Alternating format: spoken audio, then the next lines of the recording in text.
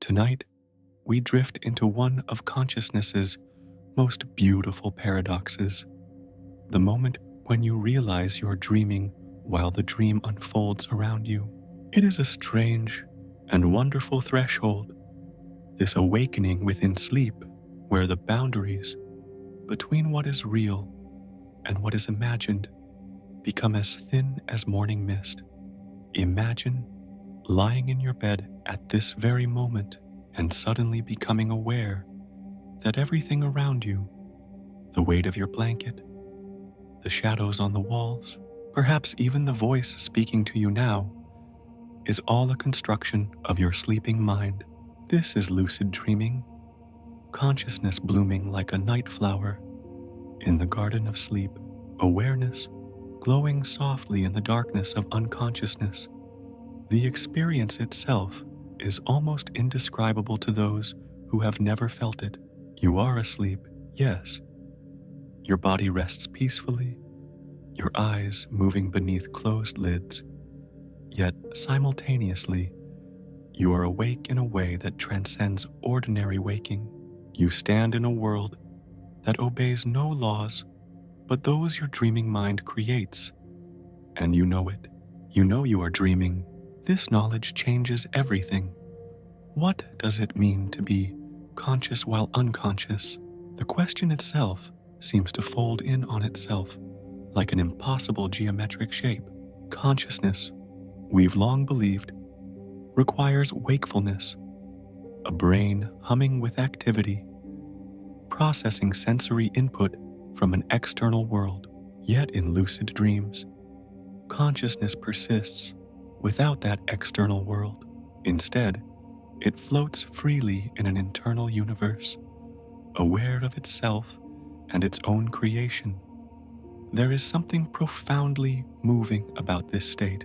When you become lucid in a dream, you touch a fundamental truth about human experience, that our perception of reality is always, in some sense, a construction. The brain that builds your waking world from light waves and sound vibrations is the same brain that constructs entire universes while you sleep. In lucid dreams, you simply become aware of the builder while standing in the building. The frontier between waking and sleeping has fascinated humanity since we first wondered at the nature of dreams. It is not a sharp line, but rather a vast borderland, a twilight country where consciousness takes on strange and beautiful forms. Sometimes we cross this border gradually, feeling ourselves sink into sleep's embrace. Other times, we snap between states in an instant, one moment dreaming, the next awake, the dream evaporating like breath on cold glass. But lucid dreaming occupies a peculiar position in this borderland. The lucid dreamer stands with one foot in sleep and one in waking awareness. The body sleeps, paralyzed and safe, while the mind achieves a hybrid state that researchers are only beginning to understand. It is neither fully asleep nor awake, but something wonderfully in between. Why do some dreams feel so real? This question leads us to something extraordinary about how our brains construct experience. When you dream, lucid or otherwise, your brain activates many of the same neural networks it uses during waking life. The visual cortex lights up as dream images form. The motor cortex engages as you walk through dream landscapes. The emotional centers of your brain respond to dream events with the same intensity they would to real ones. Your sleeping brain doesn't simply remember what reality feels like. It recreates it, often with stunning fidelity. The weight of a dream object in your hand, the texture of dream sand beneath dream feet, the taste of dream water, all of these are generated entirely within your neural networks, yet they can feel absolutely authentic. In lucid dreams, this realism becomes even more pronounced. Because you are conscious, you can pay attention with an intensity rarely possible in ordinary dreams. You notice details, the way light plays across surfaces, the quality of colors, the logical inconsistencies that reveal the dream's nature. Some lucid dreamers report that their dreams become hyper-real, more vivid than waking life, as if consciousness itself adds a layer of clarity to the dreaming mind's creations. There is something both humbling and beautiful in this. Every night, as you sleep, your brain demonstrates an extraordinary creative power. It builds worlds from nothing, populates them with characters and narratives, generates sensations and emotions, all without any external input. And occasionally, if conditions align just right, you wake up inside that creation and realize you are both the dreamer and the dream, the observer and the observed. Consciousness, witnessing its own mysterious workings. This is where our journey begins. At this threshold between sleep and waking, in this space where awareness persists against all ordinary logic. As we continue, we'll explore how sleep itself creates the stage for these extraordinary experiences, how ancient cultures discovered and cultivated lucid dreaming, and how modern science finally proved that this impossible state is not only real, but measurable. For now, rest in this simple wonder that somewhere between waking and sleep lies a realm where you can be both fully asleep and awake, where you can fly through impossible skies and know, even as you fly, that you are dreaming. To understand how consciousness can bloom within sleep, we must first understand sleep itself, its architecture, its rhythms, its carefully orchestrated stages. Sleep is not a simple shutting down of the brain, not a uniform darkness lasting until morning. It is instead a journey, a nightly odyssey through distinctly different landscapes of consciousness. Each night, as you drift away from waking, your brain begins a cycle that will repeat 4 to 6 times before dawn. This cycle moves through stages, like a tide, moving through phases, each one characterized by different patterns of brain activity, different qualities of consciousness, and different relationships between mind and body. The first stage is shallow, a gentle descent into sleep's waters. Your muscles begin to relax, your heart rate slows, your thoughts start to drift into that peculiar twilight logic where waking concerns blend with fragmentary images. This is the hypnagogic state, where many people experience brief hallucinations or the sensation of falling. The brain produces theta waves, slower and more rhythmic than waking beta waves. Then you sink deeper into stage 2, where you spend the majority of your sleeping hours. Here, your body temperature drops, your eye movements cease, and your brain begins to produce sleep spindles, brief bursts of rapid brain activity that scientists believe help consolidate memories and protect sleep from external disturbances. You are truly asleep now, consciousness dimmed, but not extinguished. Stage 3 brings you into the deepest waters. This is slow wave sleep, where the brain produces delta waves, long, slow oscillations, like the gentle breathing of the sleeping ocean itself. Your blood pressure drops, your breathing becomes slow and regular. The body directs resources toward physical restoration, releasing growth hormones and repairing tissues. Waking someone from this stage is difficult. If roused, they often feel disoriented and confused. But then something remarkable happens. After cycling through these progressively deeper stages, instead of continuing to deepen, sleep changes character entirely. The brain suddenly becomes more active, its electrical patterns resembling those of waking consciousness. Your eyes begin to move rapidly beneath closed lids, scanning dream landscapes that exist only in your mind. Your heart rate increases, your breathing becomes irregular, and if you are male, you experience an erection. This is REM sleep, rapid eye movement sleep, and it is here, in this paradoxical state, that most vivid dreams occur. REM sleep is called paradoxical for good reason. The brain is highly active, almost as active as during waking, yet the body is more deeply paralyzed than in any other sleep stage. This paralysis is not accidental, but essential, a protective mechanism that prevents you from physically acting out your dreams. The motor neurons in your spinal cord are actively inhibited, receiving signals that suppress voluntary muscle movement. Only your diaphragm continues to work, breathing for you, and your eye muscles remain free to move, tracking the visual experiences of your dreams. This is the theater where lucid dreams most often occur.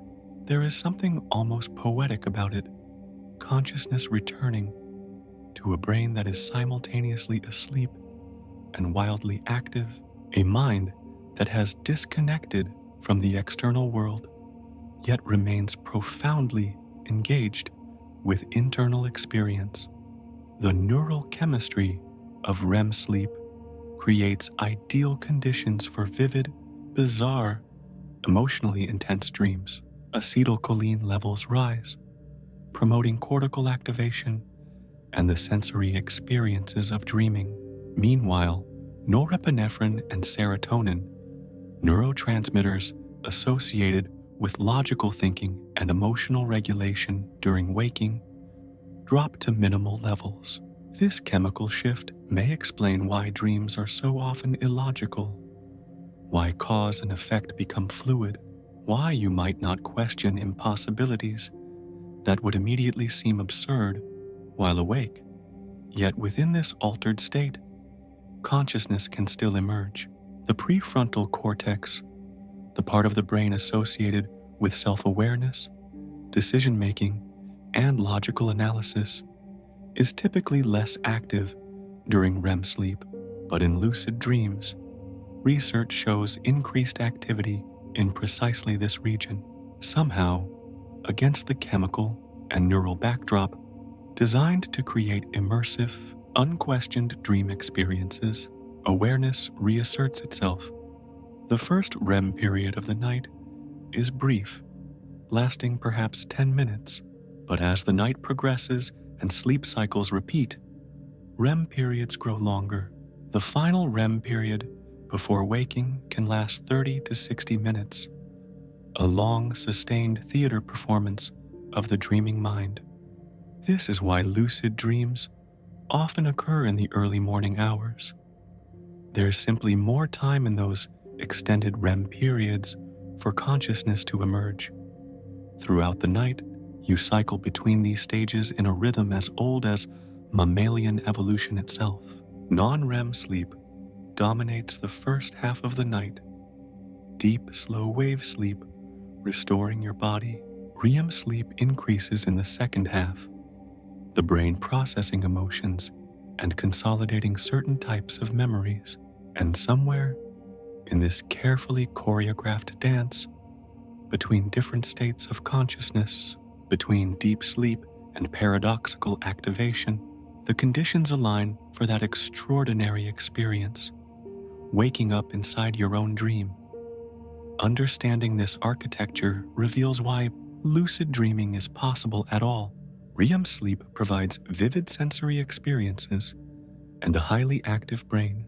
The natural paralysis of the body creates a safe environment for consciousness to explore without physical risk, and the cyclical nature of sleep offers multiple opportunities each night for awareness to emerge in the dreaming state. As we'll see, ancient cultures discovered these rhythms long before science could measure them, developing practices to increase the likelihood of conscious dreaming during these precious REM periods. Long before sleep laboratories and EEG machines, long before Stephen LeBird proved the impossible in sterile rooms with electrodes and measurement devices, humans were already exploring the territories of conscious dreaming.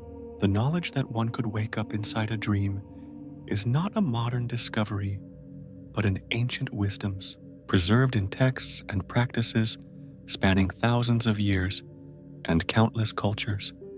In the high mountains of Tibet, Buddhist practitioners developed elaborate techniques for what they called dream yoga, a sophisticated practice aimed at maintaining awareness through the transition from waking to sleeping and throughout the dream state itself. These methods, preserved in texts like the 6 Yogas of Naropa, dating back to the 11th century, treated lucid dreaming not as a curiosity, but as a spiritual practice of profound importance. The Tibetan approach was methodical and intentional. Practitioners would train themselves to recognize the dreamlike nature of waking experience, questioning throughout the day whether they might be dreaming. This habit, they discovered, would eventually carry over into actual dreams. When the practitioner finally did dream, this cultivated questioning would arise spontaneously. Am I dreaming? And with that question, consciousness would blossom in the sleeping mind. But the Tibetan practices went deeper. They taught specific techniques for falling asleep consciously, maintaining a thread of awareness even as the body surrendered to sleep. Advanced practitioners reported experiences of witnessing the entire transition from waking through the hypnagogic state into full dreaming, never losing the continuity of consciousness. In these traditions, lucid dreaming was seen as preparation for death itself, training in maintaining awareness through transitions of consciousness. The Tibetans were not alone. In Hindu traditions, similar practices appear in ancient texts on yoga. The Upanishads, philosophical texts dating back to the first millennium BCE, discuss different states of consciousness including dreaming and suggest that the wise person can maintain awareness through all states. Yoga Nidra, yogic sleep, includes techniques for conscious navigation of the dream state. Across the world, in the ancient civilizations of the Mediterranean, philosophers were also pondering the nature of dreams and consciousness. Aristotle, writing in the 4th century BCE, recorded what may be the earliest Western description of lucid dreaming. In his work On Dreams, he observed that during sleep, there is something in consciousness which declares that what then presents itself is but a dream. This simple sentence contains a profound recognition that awareness can persist within the dream state, observing and recognizing the dream as dream. The ancient Greeks had multiple words for different types of dreams and distinguished between ordinary dreams and those that carried special significance. Some Greek philosophers and physicians explored the boundaries of consciousness during sleep, noting the strange paradoxes of dreaming, how we can be both participant and observer, how the impossible seems perfectly natural, and occasionally how we might recognize the dream while still immersed in it. Indigenous cultures across the Americas also developed rich traditions around conscious dreaming. Many Native American tribes practiced dream incubation, sought vision dreams, and trained young people in the art of dream control. The Iroquois held dreams in such high regard that they would alter waking decisions based on dream guidance. Some tribes taught children to confront frightening dream figures rather than flee from them, a practice that often leads to lucidity, as the decision to turn and face a threat requires a level of conscious volition unusual in ordinary dreams. In ancient Egypt, dreams were considered portals to the divine realm, and priests trained in dream interpretation and possibly in conscious dreaming practices. The Egyptians built dream temples where supplicants would sleep, seeking healing dreams or divine guidance. While direct evidence of lucid dreaming practices is scarce, the sophisticated Egyptian understanding of dreams suggests they may have explored these territories of consciousness.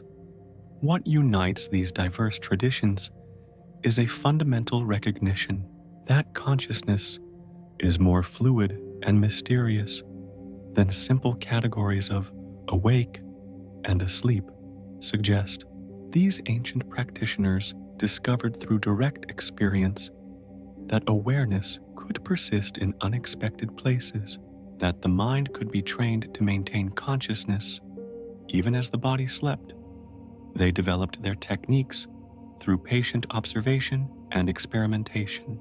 They noticed that certain practices during waking hours affected the quality of dreams. They discovered that the transition between waking and sleeping offered unique opportunities for maintaining awareness. They learned that confronting fear in dreams often triggered lucidity, that questioning reality during the day led to questioning it in dreams. These discoveries were often embedded in spiritual or shamanic frameworks, but the core observations were remarkably accurate. Modern research has validated many of these ancient techniques. The practice of questioning whether one is dreaming, what we now call reality testing, does indeed increase the frequency of lucid dreams.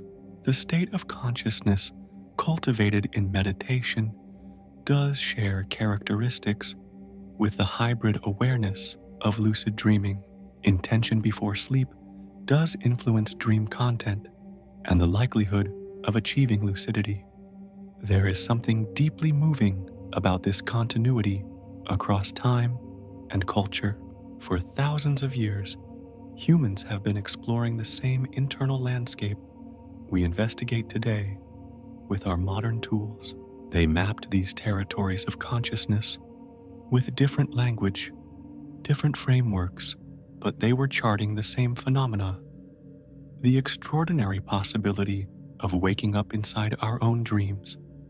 These ancient practitioners left us a gift, the knowledge that lucid dreaming is not a fluke or a rare neurological quirk, but a natural human capacity that can be cultivated through practice and intention.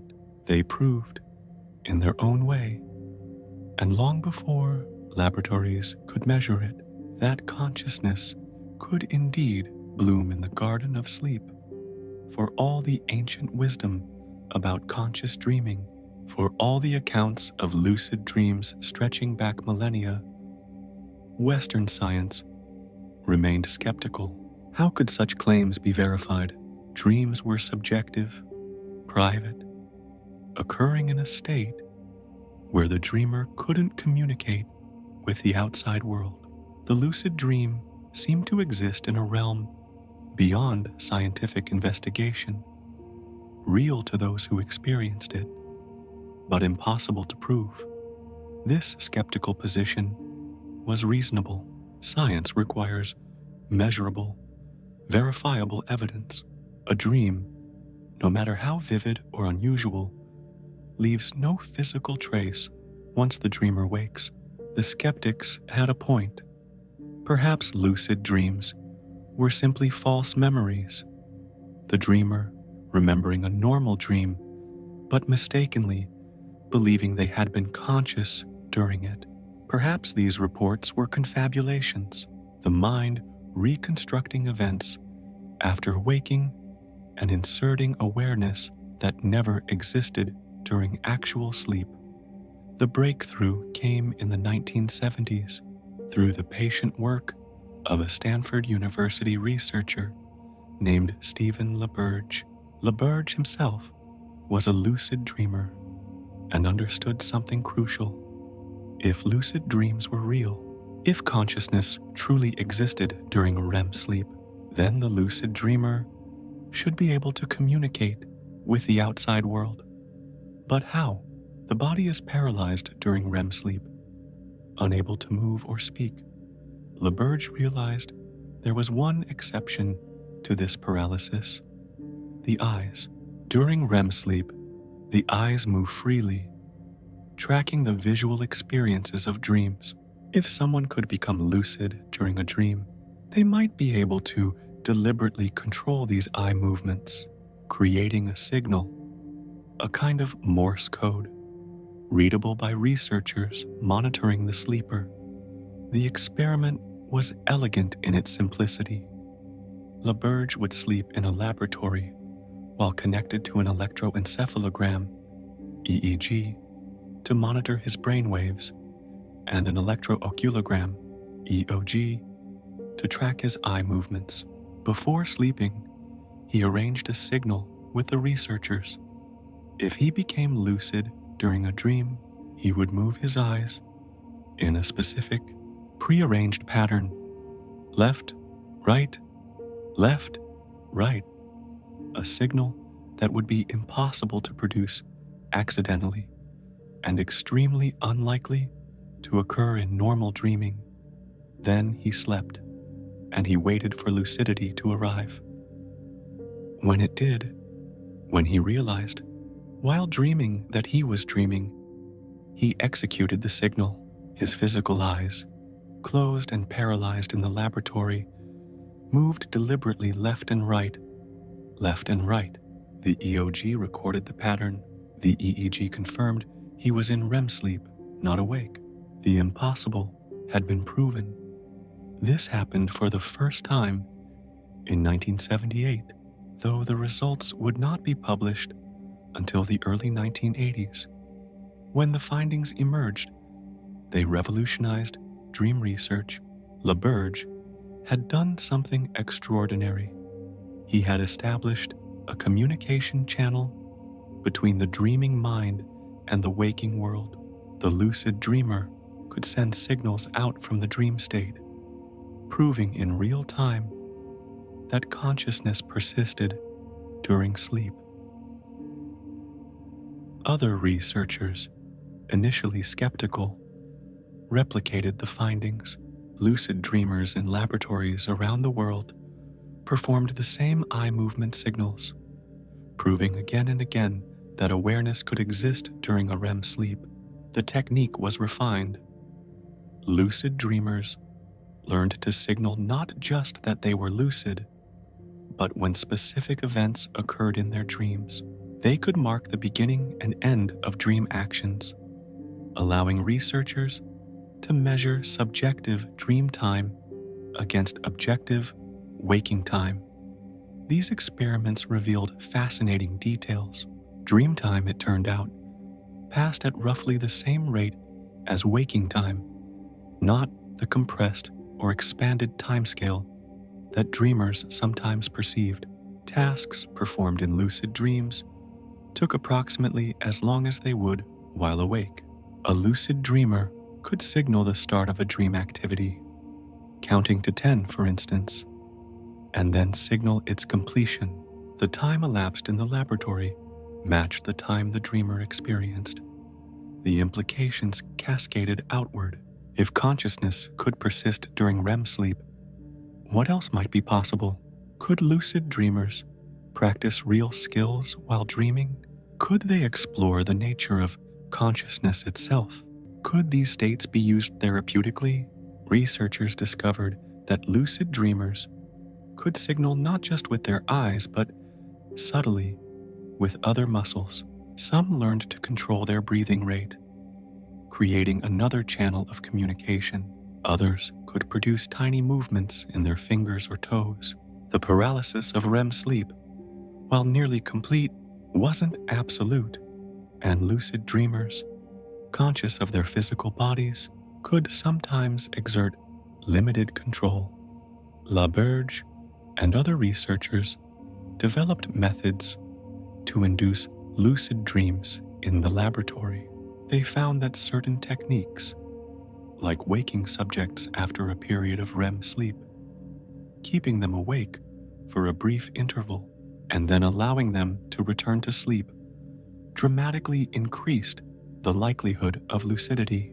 This wake back to bed technique, or WBTB, helped bridge the gap between waking consciousness and dreaming, making it easier for awareness to persist into the dream state. They experimented with external cues.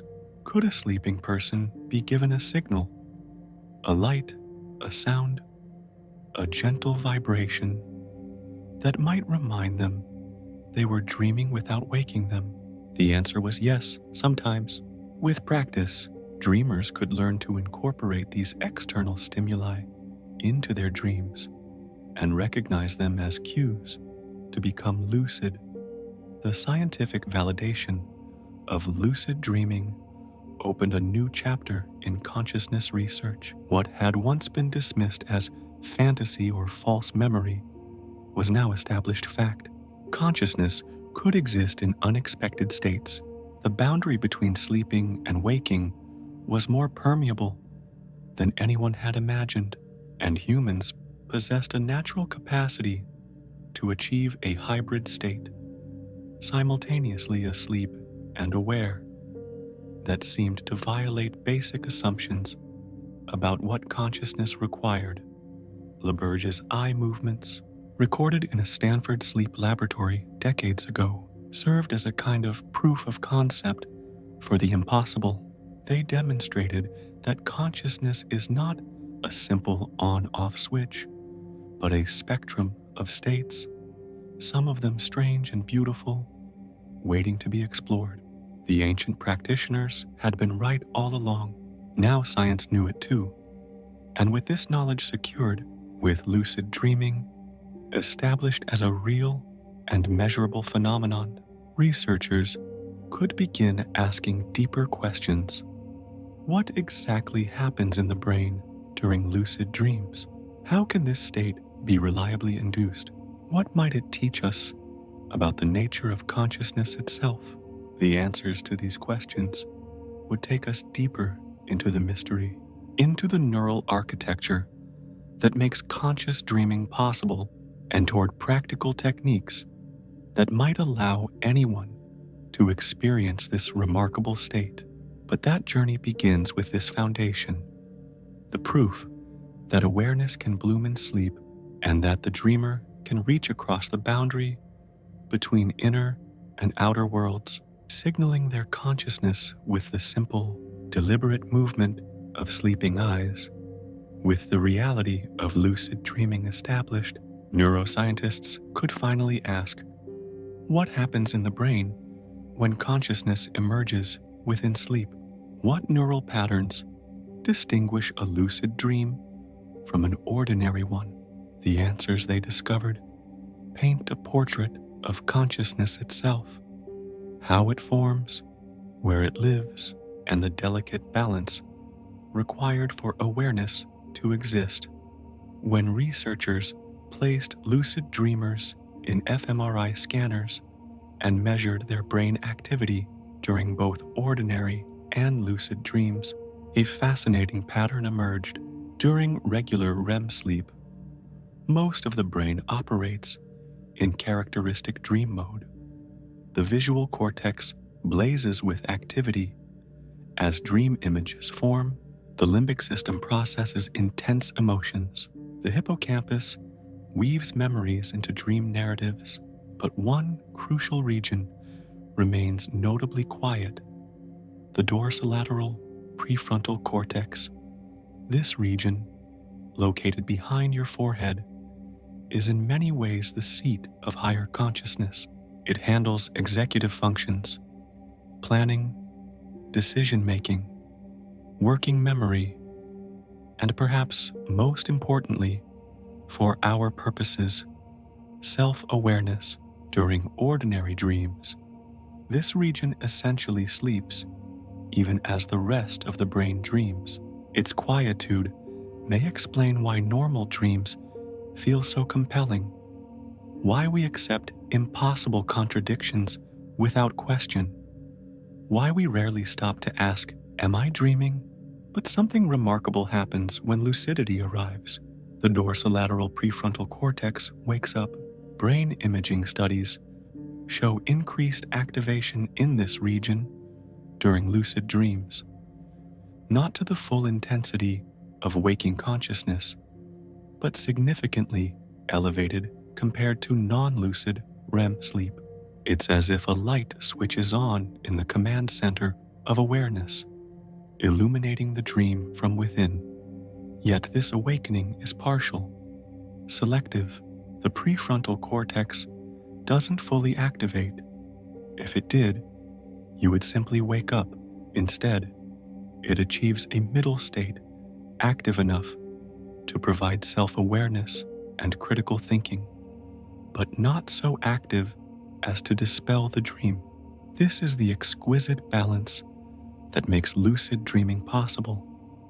Enough prefrontal activity to know you're dreaming, but not so much that you stop dreaming. Other brain regions show interesting patterns during lucidity.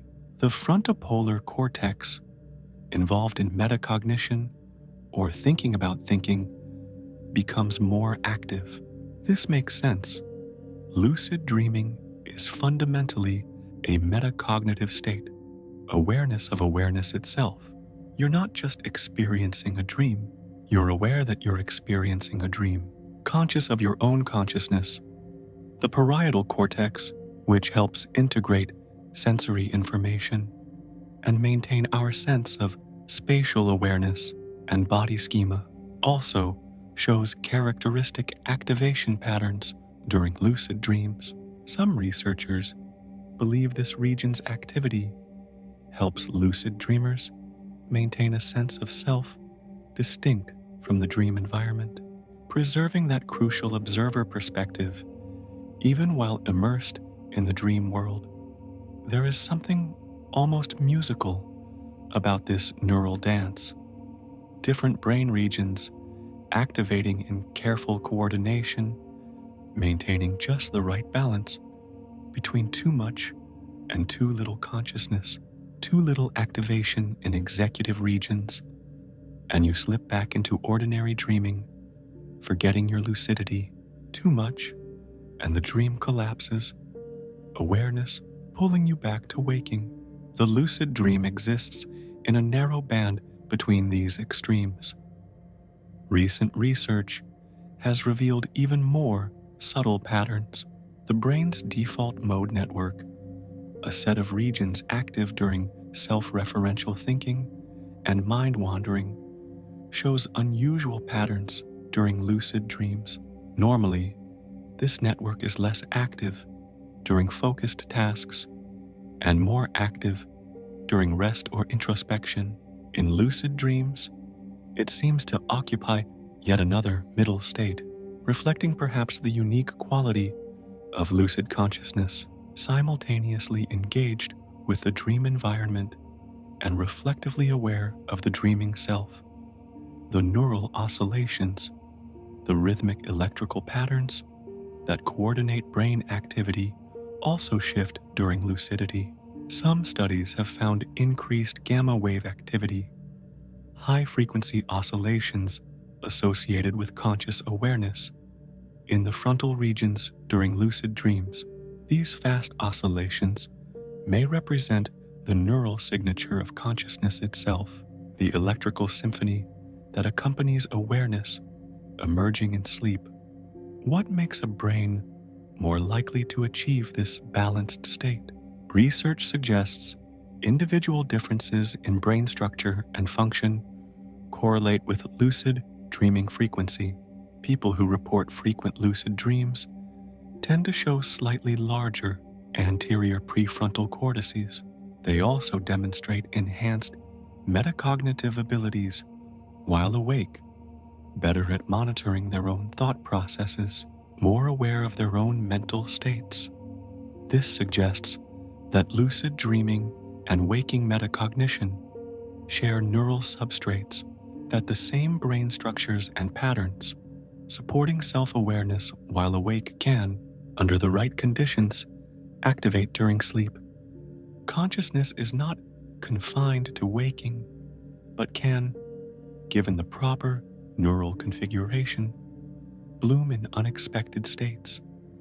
The implications extend beyond lucid dreaming itself. By studying these states, neuroscientists gain insights into the minimal neural conditions required for consciousness. What separates aware experience from unconscious processing? How does the brain construct the sense of self? The lucid dream serves as a natural laboratory for such questions, a state where consciousness can be toggled on or off, allowing researchers to identify the specific neural differences that make the difference between aware and unaware experience. As research continues, new techniques emerge. Transcranial direct current stimulation, applying weak electrical currents to specific brain regions, has been shown to increase lucid dreaming frequency in some studies by slightly enhancing prefrontal activity during REM sleep. The possibility of directly influencing the neural state's underlying consciousness opens fascinating avenues for future exploration. But even without such interventions, understanding the neuroscience of lucid dreaming reveals something profound. Consciousness is not a simple on-off phenomenon, but a spectrum of states, each with its own neural signature. The brain can maintain awareness under conditions once thought impossible, achieving states of consciousness that blur the boundaries between categories we once thought absolute. This neural perspective sets the stage for understanding how lucid dreamers recognize they are dreaming, how the awakened prefrontal cortex allows them to perceive inconsistencies and impossibilities that would otherwise pass unnoticed. The neuroscience explains the capacity for lucidity. Next, we explore how that capacity manifests in practice, how the dreaming mind learns to distinguish its own creations from waking reality.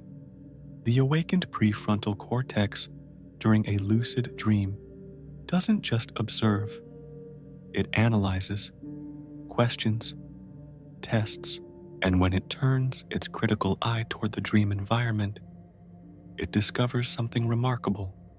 Dreams, for all their convincing detail, follow different rules than waking reality.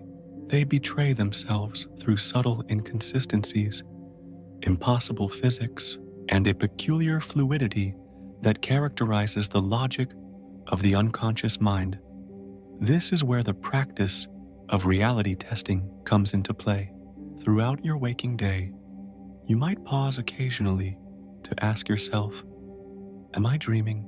To answer this question, you perform a simple test. You might look at your hands and count your fingers. You might try to push your finger through your palm.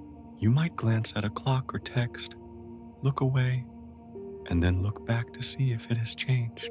In waking reality, these tests yield consistent, predictable results. In dreams, they often reveal the illusion. The principle is straightforward, but profound. If you habitually question whether you're dreaming while awake, this questioning becomes ingrained, automatic. Eventually, the habit carries over into dreams themselves. You find yourself performing a reality check within a dream, and the results trigger lucidity, a sudden recognition that this cannot be waking reality, that you must be dreaming. Why do these tests work? Why does the dreaming brain struggle to maintain consistency in ways the waking brain handles effortlessly? The answer lies in the different processing modes active during REM sleep. Your waking brain continuously integrates sensory input from a stable external world. Physics remains constant. Objects persist with consistent properties. Text, once written, stays written. Clocks tick forward in orderly progression. But the dreaming brain has no external world to constrain it. Instead, it generates experience from memory, imagination, and emotional processing. The dream world is reconstructed moment by moment, and this reconstruction process is inherently unstable. Each time you look away from a dream object and then look back, your brain essentially recreates it. Often, it recreates it differently. Consider text in dreams, one of the most reliable reality checks. When you read a sentence in a dream, then look away and look back, the text frequently changes, sometimes dramatically. The words might scramble into nonsense, or the entire message might transform into something different. This happens because the dreaming brain doesn't store text as stable visual information. It generates the appearance of text based on your expectation that text should be there, but it doesn't maintain a stable representation of specific letters and words. The same instability affects numbers and clocks. Dream clocks often show impossible times, 1473, or changing numbers, or hands that move erratically. Digital displays might show gibberish. This isn't because your dreaming brain can't imagine a coherent clock, but because maintaining consistency requires the kind of executive processing that's diminished during ordinary REM sleep. Physics in dreams follows dream logic rather than natural law. You might jump and find yourself floating, gravity loosening its grip. You might try to run and find your legs moving through thick air, as if underwater. Light switches often don't work properly in dreams or produce strange effects. Flickering light, no change at all, or rooms that somehow remain dim despite the switch being on. These physical impossibilities reflect the dreaming brain's casual relationship with natural law, its tendency to prioritize emotional and narrative logic over physical consistency. Mirrors in dreams hold particular fascination.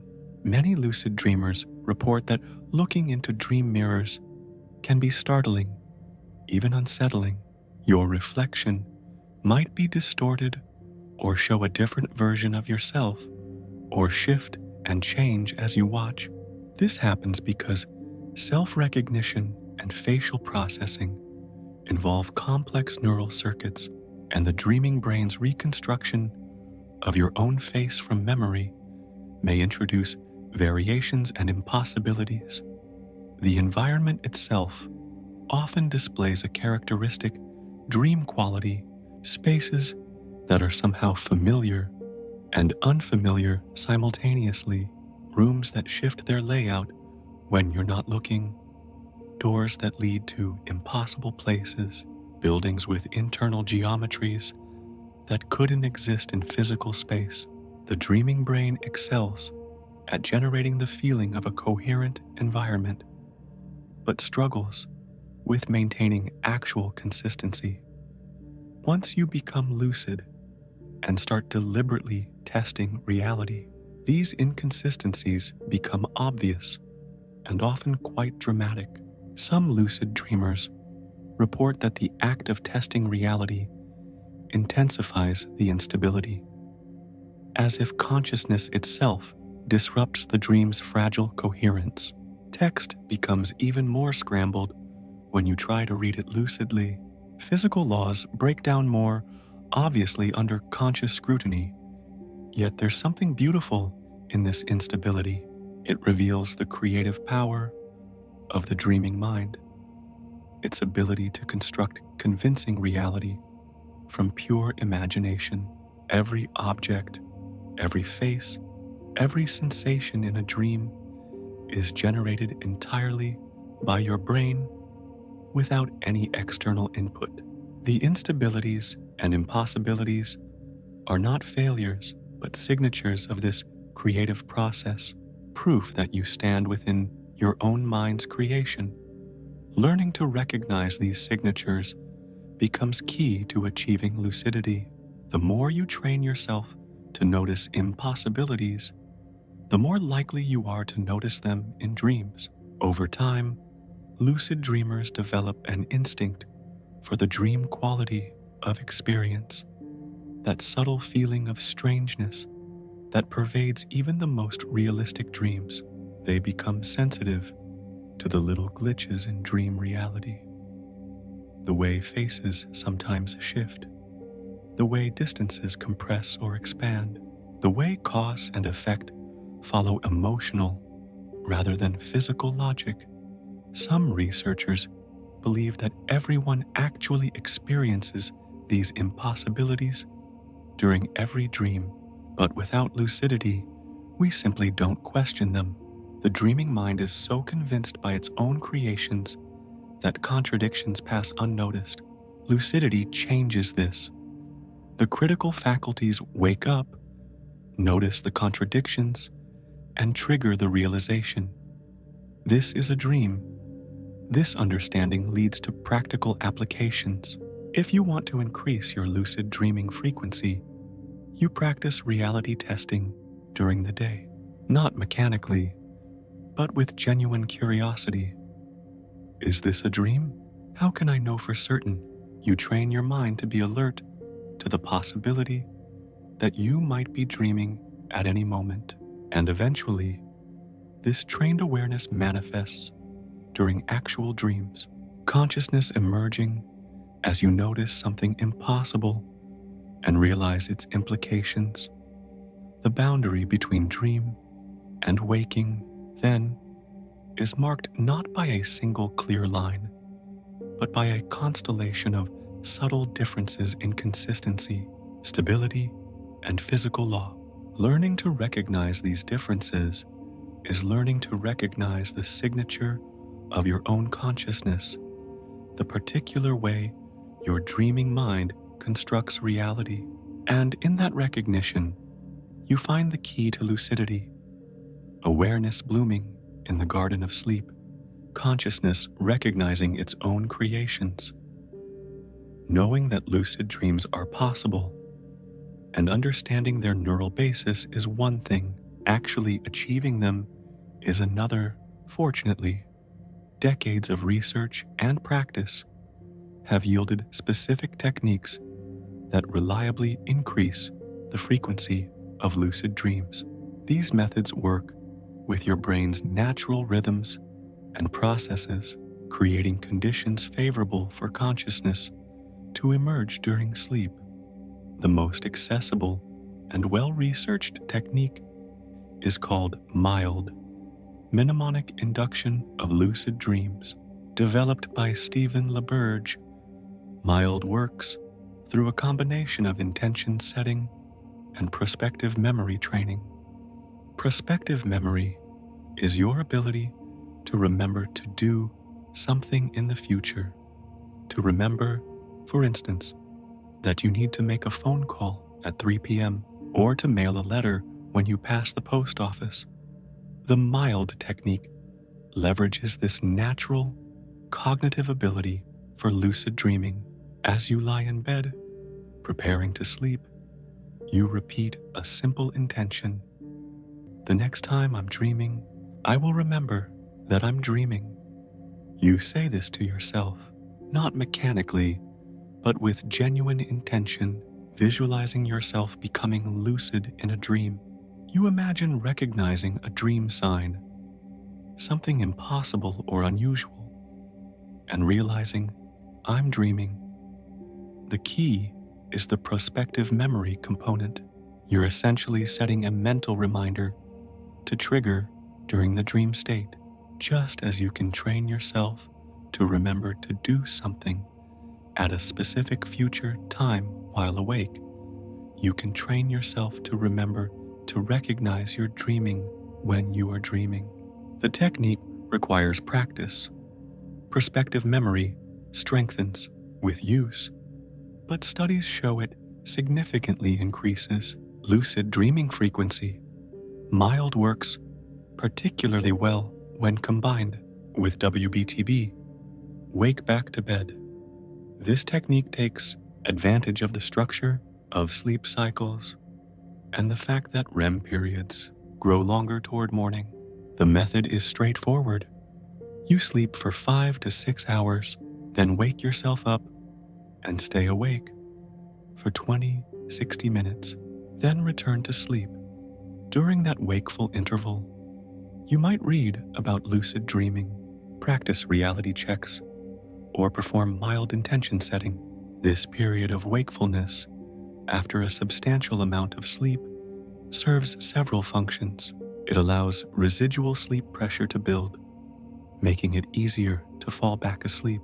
It places you closer to morning when REM periods are longest, and perhaps most importantly, it creates a bridge between waking consciousness and the sleep state you're about to re-enter. When you return to sleep after WBTB, you often drop directly into REM sleep rather than cycling through the earlier stages. Your mind is primed with thoughts of lucid dreaming, your intentions freshly reinforced, and you enter the richest period of dreaming with consciousness not far below the surface. The success rate of this combination, WBTB plus mild, is remarkably high in research studies. A more challenging but potentially more direct technique is wild, wake-initiated lucid dream. Rather than becoming lucid within a dream that's already started, wild involves maintaining consciousness through the transition from waking to dreaming.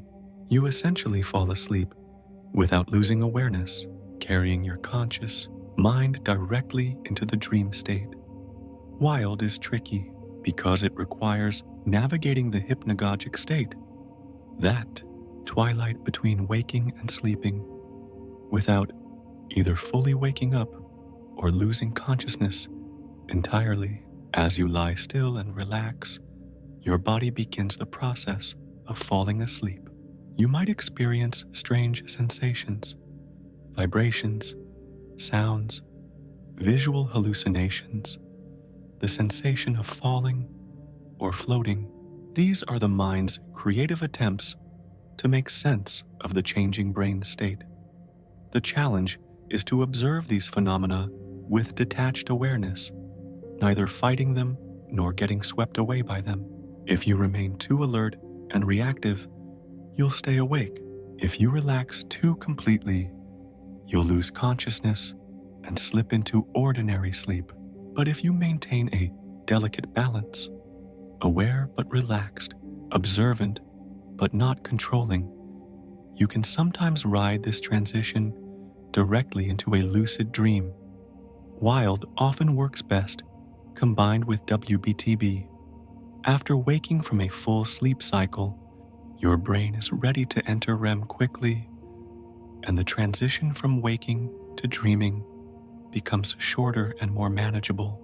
Many experienced lucid dreamers report that wild produces the most vivid and stable lucid dreams, perhaps because consciousness never fully disengages. Technology has begun to play a role in lucid dream induction. Various devices have been developed to provide external cues during REM sleep. Gentle lights, sounds, or vibrations designed to remind the sleeper they're dreaming without waking them. These work on the principle that sensory input during REM sleep often gets incorporated into the dream. If you've trained yourself to recognize a specific cue, say a pattern of flashing lights, as a dream sign, then when the device delivers that cue during REM, You might recognize it in your dream and become lucid. Sleep masks with built-in light sensors can detect REM sleep through eye movement patterns and deliver light cues at optimal times. Headbands that monitor brain activity can identify REM periods and trigger audio cues. Apps can play sounds or voice recordings during estimated REM periods based on sleep cycle timing. The effectiveness of these devices varies. Some users find them remarkably helpful, regularly achieving lucidity with technological assistance. Others find the cues either wake them up or fail to trigger lucidity. The technology works best when combined with training. You need to practice recognizing the cues during waking reality checks so your dreaming mind can recognize them too. Some researchers have experimented with more direct interventions. Studies using transcranial alternating current stimulation, TACS, applied to frontal brain regions during REM sleep have shown increased lucid dreaming frequency. The electrical stimulation appears to enhance activity in areas associated with self-awareness, gently nudging the brain toward the hybrid state of lucid dreaming. While still experimental, such approaches hint at future possibilities for reliably inducing specific states of consciousness. But regardless of technique or technology, all methods share common elements. They work by building bridges between waking awareness and the dream state. They cultivate habits that carry over from waking to sleeping. They take advantage of natural brain rhythms and sleep architecture. They require patience, practice, and a gentle persistence. The techniques are tools, not magic formulas. Success rates vary among individuals and require consistent practice, but what they offer is genuine and achievable. Pathways to that remarkable state where consciousness blooms in sleep, where you can wake up inside your own dreams. Understanding these techniques provides the practical knowledge needed to explore lucid dreaming firsthand. But to understand why they work and why some people find them easier than others, we need to look deeper at the neurochemistry underlying both sleep and consciousness. The dance of neurotransmitters in your brain creates the conditions that allow or prevent lucidity, and understanding this chemistry illuminates the fundamental processes that make conscious dreaming possible. Beneath all the techniques and brain regions, beneath the practiced intentions and reality checks, lies chemistry, the molecular dance of neurotransmitters that creates the very possibility of dreaming, sleeping, and that remarkable hybrid state of lucid awareness. Understanding this chemistry reveals why lucid dreams occur when they do, why some people find them easier to achieve, and what fundamental processes govern the transitions between different states of consciousness. Acetylcholine stands at the center of this chemical story. This neurotransmitter, involved in attention, learning, and memory during waking, plays a crucial role in generating REM sleep and vivid dreams. As REM sleep begins, acetylcholine levels in the brain rise dramatically, even higher than during waking. This surge activates the cortex, creating the sensory-rich, immersive experience of dreaming. The high acetylcholine environment of REM sleep helps explain why dreams are so visually vivid and emotionally intense. Acetylcholine activates the thalamus, which in turn stimulates the cortex with patterns of activity that the brain interprets as sensory experience.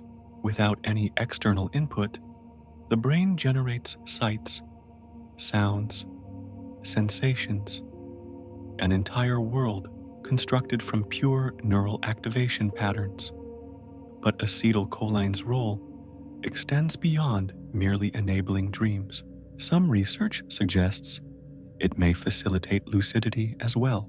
The level of acetylcholine in certain brain regions, particularly the prefrontal cortex, may influence whether self-awareness can emerge during dreaming. Too little, and consciousness remains submerged.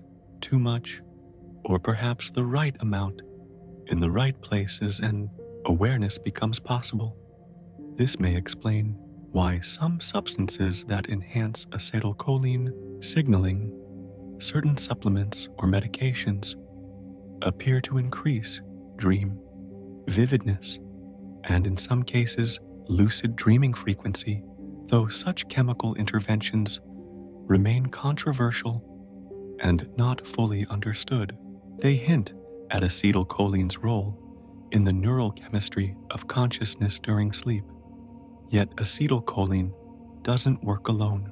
During REM sleep, other neurotransmitters show characteristic patterns, and these patterns create the distinctive qualities of dream consciousness.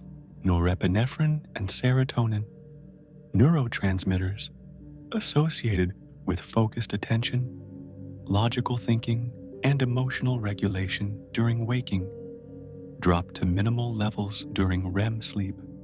This reduction may explain some of the unusual features of ordinary dreams. With norepinephrine levels low, the critical thinking and reality monitoring functions typically associated with the prefrontal cortex diminish. You accept impossibilities without question. You don't notice that you're flying, or that your deceased grandmother is somehow alive, or that you're simultaneously in two different places. The neural systems that would normally detect these contradictions are chemically dampened. Serotonin's reduction during REM may contribute to the emotional intensity and sometimes bizarre content of dreams. Without serotonin's regulatory influence, emotional centers of the brain operate with unusual freedom, generating experiences that can be ecstatic, terrifying, or emotionally complex in ways that would be unusual during waking. But here's where lucid dreaming becomes particularly interesting from a neurochemical perspective. For consciousness to emerge during REM sleep, the prefrontal cortex needs to activate despite the low norepinephrine environment. This suggests that lucidity involves a partial restoration of some waking-like neurochemical patterns within the overall context of REM sleep.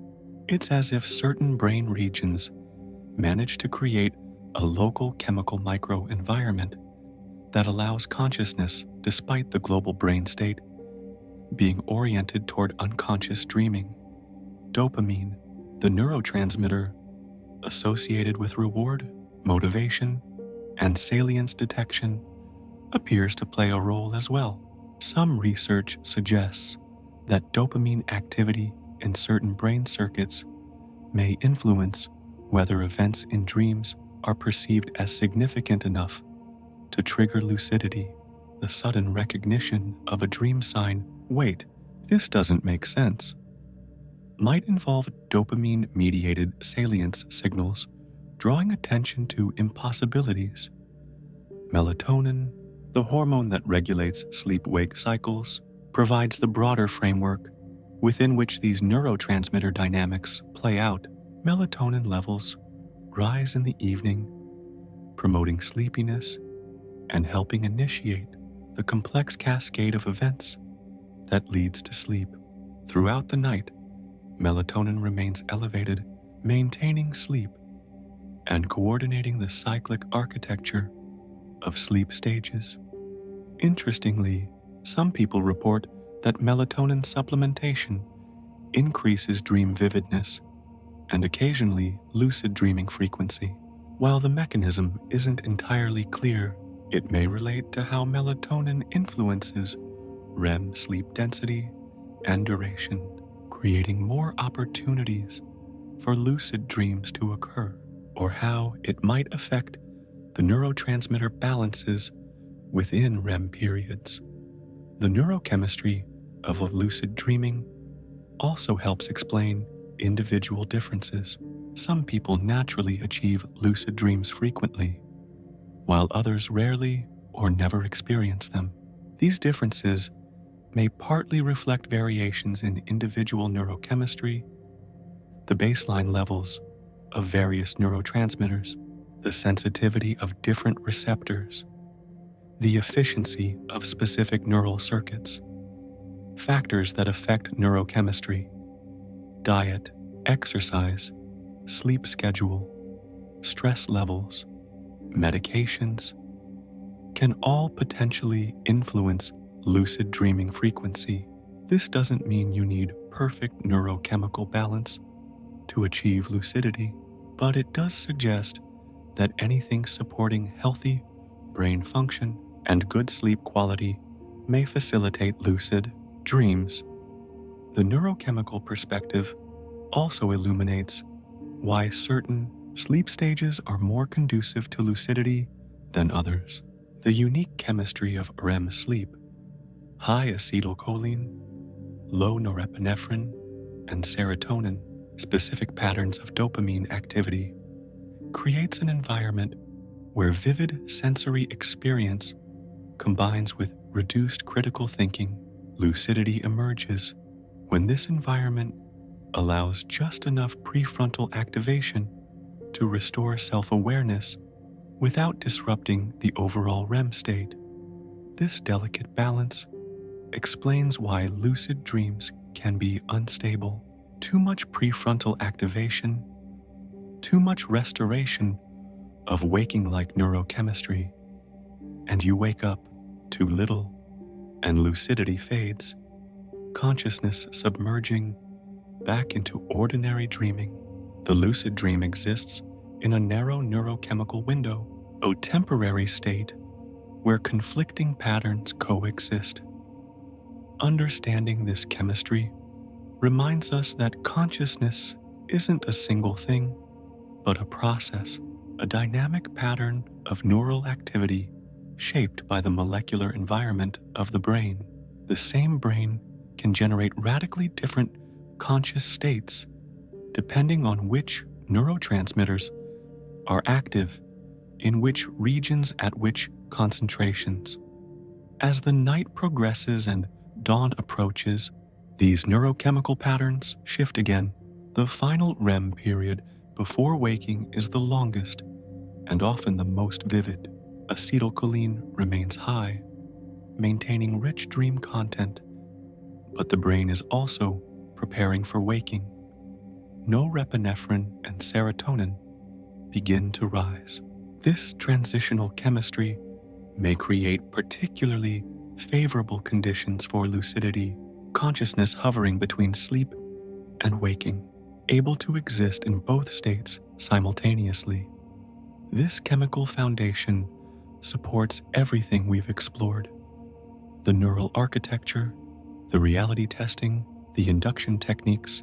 The methods work because they align with these underlying chemical rhythms, creating conditions where the neurochemistry of REM sleep can support that extraordinary state, consciousness aware of itself while dreaming, the sleeper awake within sleep, the mind aware of its own creative power.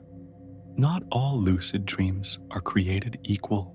There is a vast spectrum between the faintest glimmer of awareness, that fleeting moment when you suspect you might be dreaming, and the full, crystalline consciousness of an experienced lucid dreamer who can reshape entire dream worlds with intention.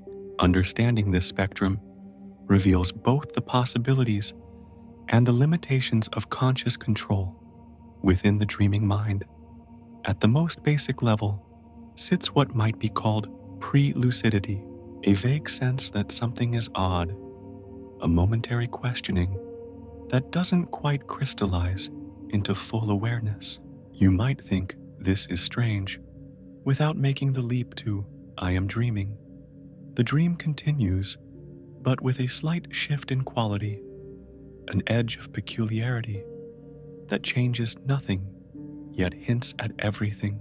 Many people experience this twilight state regularly without ever crossing the threshold into true lucidity. Then comes the moment of recognition itself, sudden or gradual, but unmistakable. I am dreaming. This realization often arrives with a rush of excitement, a flooding awareness that can itself threaten the stability of the dream. First-time lucid dreamers frequently wake up immediately upon achieving lucidity, the excitement too intense for the delicate dream state to contain. The dream collapses like a soap bubble touched too roughly, and they find themselves lying in bed, fully awake, simultaneously thrilled and disappointed. Those who manage to stabilize this initial lucidity discover they exist in a strange observational state. You are aware you're dreaming, yes, but control remains limited. The dream continues to unfold, largely on its own terms. You might be able to make small choices, to turn left instead of right, to speak to a dream character, but the overall environment, the narrative flow, the cast of characters, all continue independently of your will. You are awake within the dream, but not yet its master. This observational lucidity is not without value. Simply being conscious while dreaming offers a unique perspective on your own mind's creative processes. You can watch with fascination as your brain generates environment, dialogue, and sensation without conscious instruction. You can notice the emotional undercurrents of the dream, the symbols and themes that emerge from your unconscious. The dream becomes a kind of theater where you sit in the audience with the house lights partially raised, able to see both the performance and the mechanisms producing it. With practice, control deepens. You learn to stabilize the dream through specific techniques. Some lucid dreamers spin in place like dancers, the physical sensation helping to anchor consciousness in the dream body. Others rub their hands together, focusing on the tactile sensation to maintain the dream's sensory coherence. Still others look closely at details in the dream environment, examining the texture of a wall, studying the lines in their dream hands, using focused attention to stabilize and clarify the dream world. As stability increases, so does the possibility of intentional action. You discover you can fly, at first clumsily, then with growing grace and confidence. The physics of dream flight vary among dreamers. Some swim through the air, others simply will themselves upward. Still others generate wings or vehicles. The method matters less than the realization that physical laws are negotiable, that in this space your expectations shape reality. You can pass through solid objects, discovering that dream walls have no substance beyond your belief in them. You can summon objects or people by expecting them to appear, looking behind doors, reaching into pockets, turning corners with the certainty that what you seek will be there. The dream world responds to intention, though not always in straightforward ways. Yet even experienced lucid dreamers discover limits. The dream environment possesses a kind of inertia, a resistance to rapid or arbitrary changes. Trying to suddenly transform an entire landscape often fails or produces unstable, flickering results. The unconscious mind that generates the dream seems to have its own momentum, its own logic, and consciousness must work with these forces rather than simply overriding them. Some aspects of dreams resist control entirely. Most lucid dreamers find they cannot simply end nightmares by willing them away. The emotional content has roots deeper than conscious intention can easily reach. The cast of characters populating your dreams often maintains a kind of autonomy, responding to you, but not always obeying. The narrative structure, the symbolic content, the emotional atmosphere, these emerge from layers of mind that consciousness can influence, but not fully command. The most skilled lucid dreamers describe themselves not as dictators, but as collaborators with the dreaming mind. They've learned to work with the dream's natural flow rather than fighting against it. Want to fly? Don't force yourself into the air. Step off something high with the expectation that you'll float. Want to change a scene? Don't try to transform it instantly. Walk through a door expecting to find something different on the other side. The unconscious responds better to gentle suggestions than to commands. This collaborative approach yields remarkable results. Advanced lucid dreamers report being able to sculpt dream environments, like artists working with responsive clay, to conduct experiments testing the limits of dream physics, to have extended conversations with dream characters who seem to possess genuine depth and complexity. The dream becomes not a prison from which to escape or a chaos to control, but a space for exploration and creativity.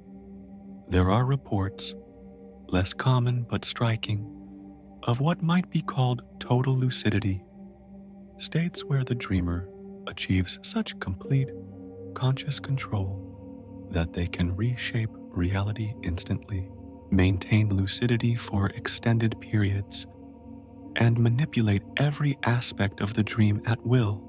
Whether such perfect control is truly possible or represents an ideal that real experience approximates remains debated among practitioners and researchers. What's clear is that lucid dreaming is a skill that develops with practice. First attempts are often brief and chaotic. With time and experience, lucidity becomes more frequent, more stable, and more controllable. The nervous excitement that once collapsed dreams transforms into calm fascination. The clumsy attempts at manipulation become intuitive collaboration with the dreaming mind. Understanding this spectrum helps set realistic expectations. You won't instantly become an architect of perfect dream worlds upon achieving your first lucid dream, but you will begin a journey of exploration that can lead to remarkable experiences, flying through impossible architectures, creating beauty, confronting fears, experimenting with the nature of consciousness itself. The dream becomes a laboratory, a playground, a space where the mind can explore its own capacities. And in learning to work with the dream's natural patterns rather than against them, lucid dreamers discover something profound: that consciousness and unconsciousness are not opponents but partners, two aspects of one mind that can work together to create experiences neither could produce alone. This realization leads us to one of lucid dreaming's deepest mysteries: the question of who or what else might be present in your dreams, the paradox of encountering an other that is also somehow yourself. Perhaps nothing in lucid dreaming is more fascinating or unsettling than the encounter with dream characters who seem to possess their own consciousness, their own will, their own resistance to control. You are aware you're dreaming. You know intellectually that everything and everyone in the dream is generated by your own mind. Yet the person standing before you in the dream responds in ways you didn't consciously plan, says things that surprise you, sometimes even refuses to do what you ask them to do. This is the paradox of divided consciousness in dreams, the experience of encountering an other that is simultaneously not you and entirely you, created by your mind, yet apparently independent of your conscious will. It's a phenomenon that raises profound questions about the nature of consciousness, the structure of the self, and what it means to have a mind at all. Many lucid dreamers report striking experiences with dream characters. You become lucid in a dream and decide to ask a character a question, perhaps something you couldn't answer while awake. The character responds, sometimes with wisdom that seems to come from nowhere, sometimes with nonsense, sometimes with hostility or humor. Where did that response come from? You consciously asked the question, but you didn't consciously formulate the answer, yet it came from your brain, from neural processes occurring in your sleeping mind. Some dream characters, when directly confronted with the knowledge that they exist within someone else's dream, react in fascinating ways. There are reports of characters becoming angry or distressed, insisting they are real, arguing with the dreamer. Others seem to accept their nature calmly, even sagely, offering insights about the dream or the dreamer's life. Still others simply ignore the revelation and continue whatever they were doing, as if uninterested in existential questions about their own reality. Occasionally, dream characters seem to possess knowledge the dreamer's conscious mind doesn't have. They might reveal something about the dreamer's emotional state, offer solutions to problems, or present information that turns out to be accurate upon waking. Carl Jung wrote extensively about such figures in dreams, seeing them as manifestations of the unconscious mind, parts of the psyche that possess their own wisdom and perspective, autonomous complexes that can communicate with consciousness through the symbolic language of dreams. The experience becomes even stranger when dream characters resist control. You're lucid, aware you're dreaming, and you attempt to change something about a character, perhaps trying to make them disappear or transform into someone else. Often, the character simply doesn't comply. They remain stubbornly present, unchanged, as if they possess a will of their own. This resistance can be mild or dramatic, but it consistently challenges the notion that conscious awareness in a dream grants complete control over its contents. From a neuroscientific perspective, this makes sense. The conscious, lucid part of your mind, largely seated in the prefrontal regions that activate during lucidity, is only one component of the complex neural system generating the dream. The rest of your brain continues its work, processing emotions, accessing memories, running narrative and social simulations, generating sensory content. These unconscious processes create dream characters and environments that conscious awareness experiences but doesn't fully control.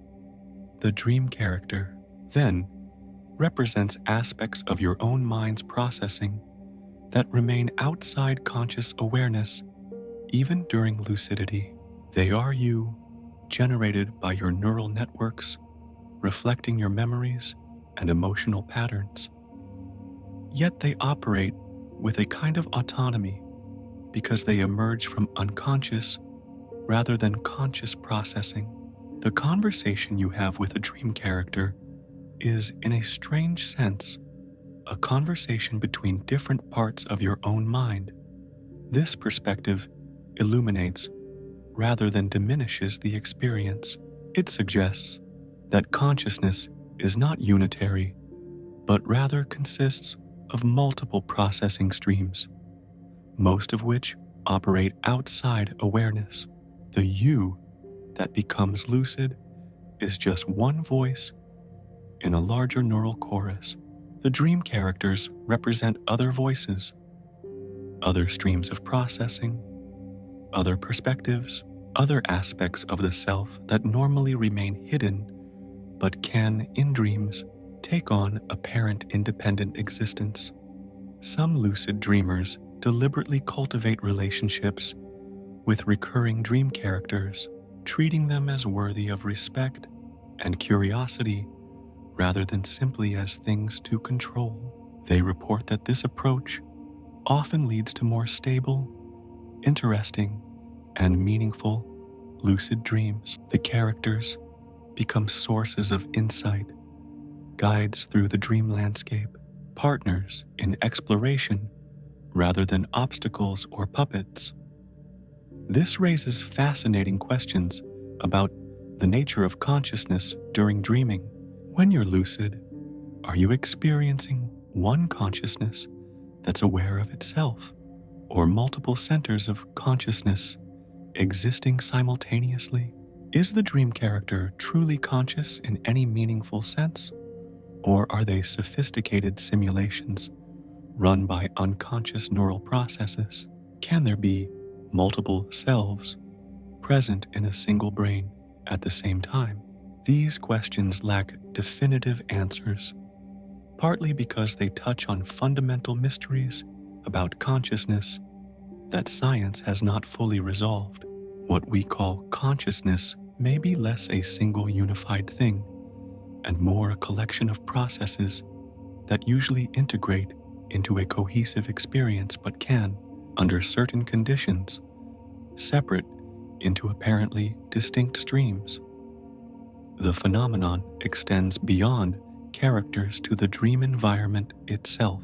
Some lucid dreamers report that the dream seems to push back against their attempts at control, as if the unconscious mind generating the dream has its own agenda. You try to fly and find yourself pulled back toward the ground. You attempt to open a door, and it remains stubbornly locked.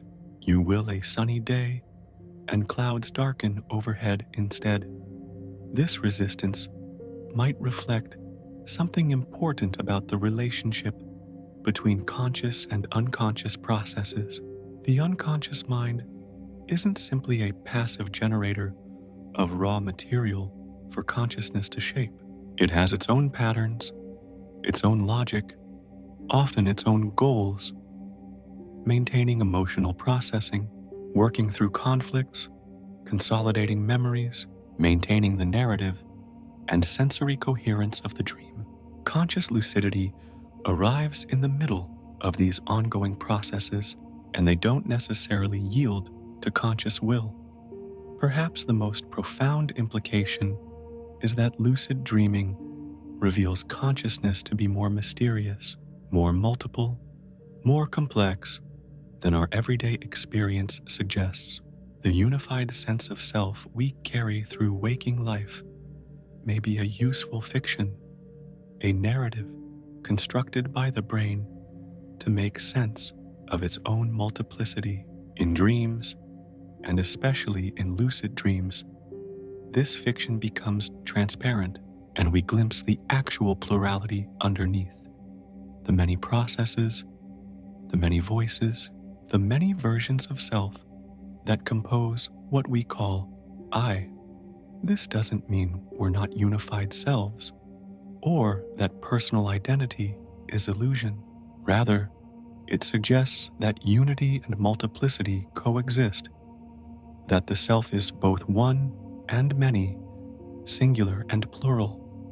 The lucid dream becomes a space where these paradoxes can be directly experienced, where you can be simultaneously dreamer and dream, observer and observed, controller and controlled, one consciousness encountering itself as other.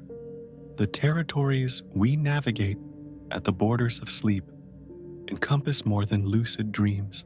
There are other experiences: sleep paralysis, hypnagogic hallucinations, out-of-body experiences, and what some call astral projection that share certain features with lucid dreaming, yet remain distinct in important ways. Understanding these differences helps clarify what lucid dreaming is and what it isn't, separating verified phenomena from speculation and mysticism. Sleep paralysis is perhaps the most dramatic and unsettling of these related experiences. It occurs when consciousness returns. During the REM paralysis we discussed earlier, the natural mechanism that prevents the body from moving during dreams. You wake up, aware of your surroundings, but completely unable to move. Your eyes might be able to move, and you can breathe, but your limbs refuse to respond to your commands. The experience often lasts only seconds or minutes, but can feel much longer. What makes sleep paralysis particularly frightening is that it's frequently accompanied by hallucinations.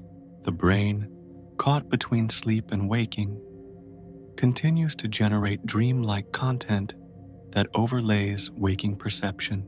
People report sensing a presence in the room, feeling pressure on their chest, hearing strange sounds, sometimes seeing shadowy figures, or experiencing the sensation of being touched or attacked. These experiences can be terrifying, and cultures worldwide have developed folklore around them. Demons, witches, incubi, and succubi, supernatural visitors that pin sleepers to their beds. Yet sleep paralysis, despite its intensity, has a straightforward neurological explanation. The paralysis is simply REM atonia, persisting briefly into waking. The hallucinations represent dream content, particularly the threat detection and body monitoring systems active during REM, continuing to generate sensory experiences even as consciousness returns. The sense of presence may reflect the brain's attempt to explain the paralysis and the strange hybrid state it finds itself in. The experience is real and can be genuinely distressing, but it's not paranormal. It's a temporary disconnect between different brain systems that normally transition together. Importantly, sleep paralysis can become a gateway to lucid dreaming. Some practitioners of wild technique deliberately enter sleep paralysis as part of the transition into lucid dreams. If you can remain calm during the paralysis and allow it to continue, you may find yourself transitioning directly into a lucid dream. The hallucinations transform into dream content, and you enter the dream consciously. Hypnagogic and hypnopompic hallucinations, occurring while falling asleep and waking up, respectively, represent another borderland phenomenon. These are sensory experiences generated by the brain during the transition between sleeping and waking. Geometric patterns, faces, voices, music, sensations of movement or falling. Like sleep paralysis, hallucinations, they reflect the brain's transitional state, producing dreamlike content while consciousness persists.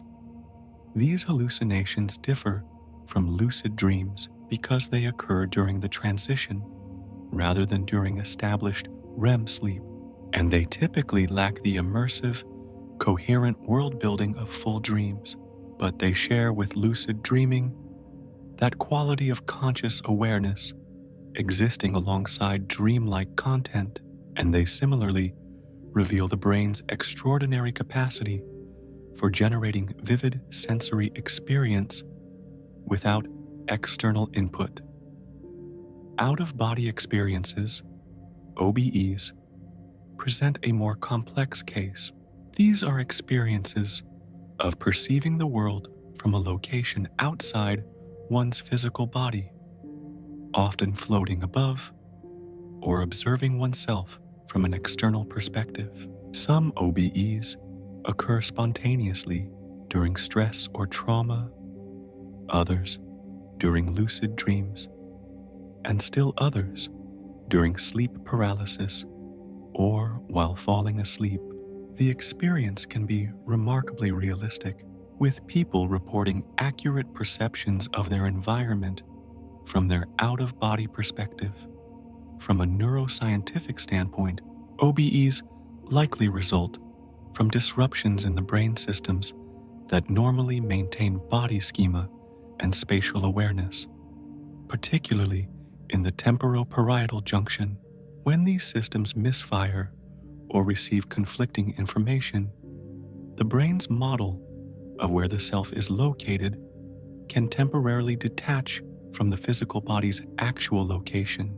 The experience feels entirely real because it's generated by the same neural systems that create our normal sense of embodied presence in space.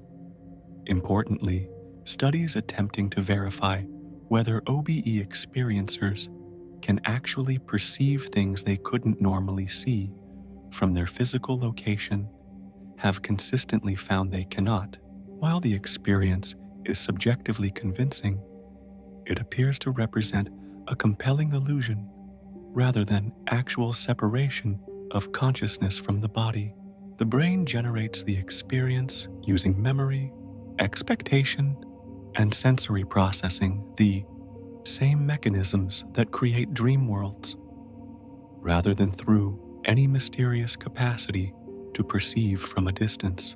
This brings us to astral projection, the belief that consciousness or some subtle body can leave the physical body and travel to other locations, even other dimensions or planes of existence.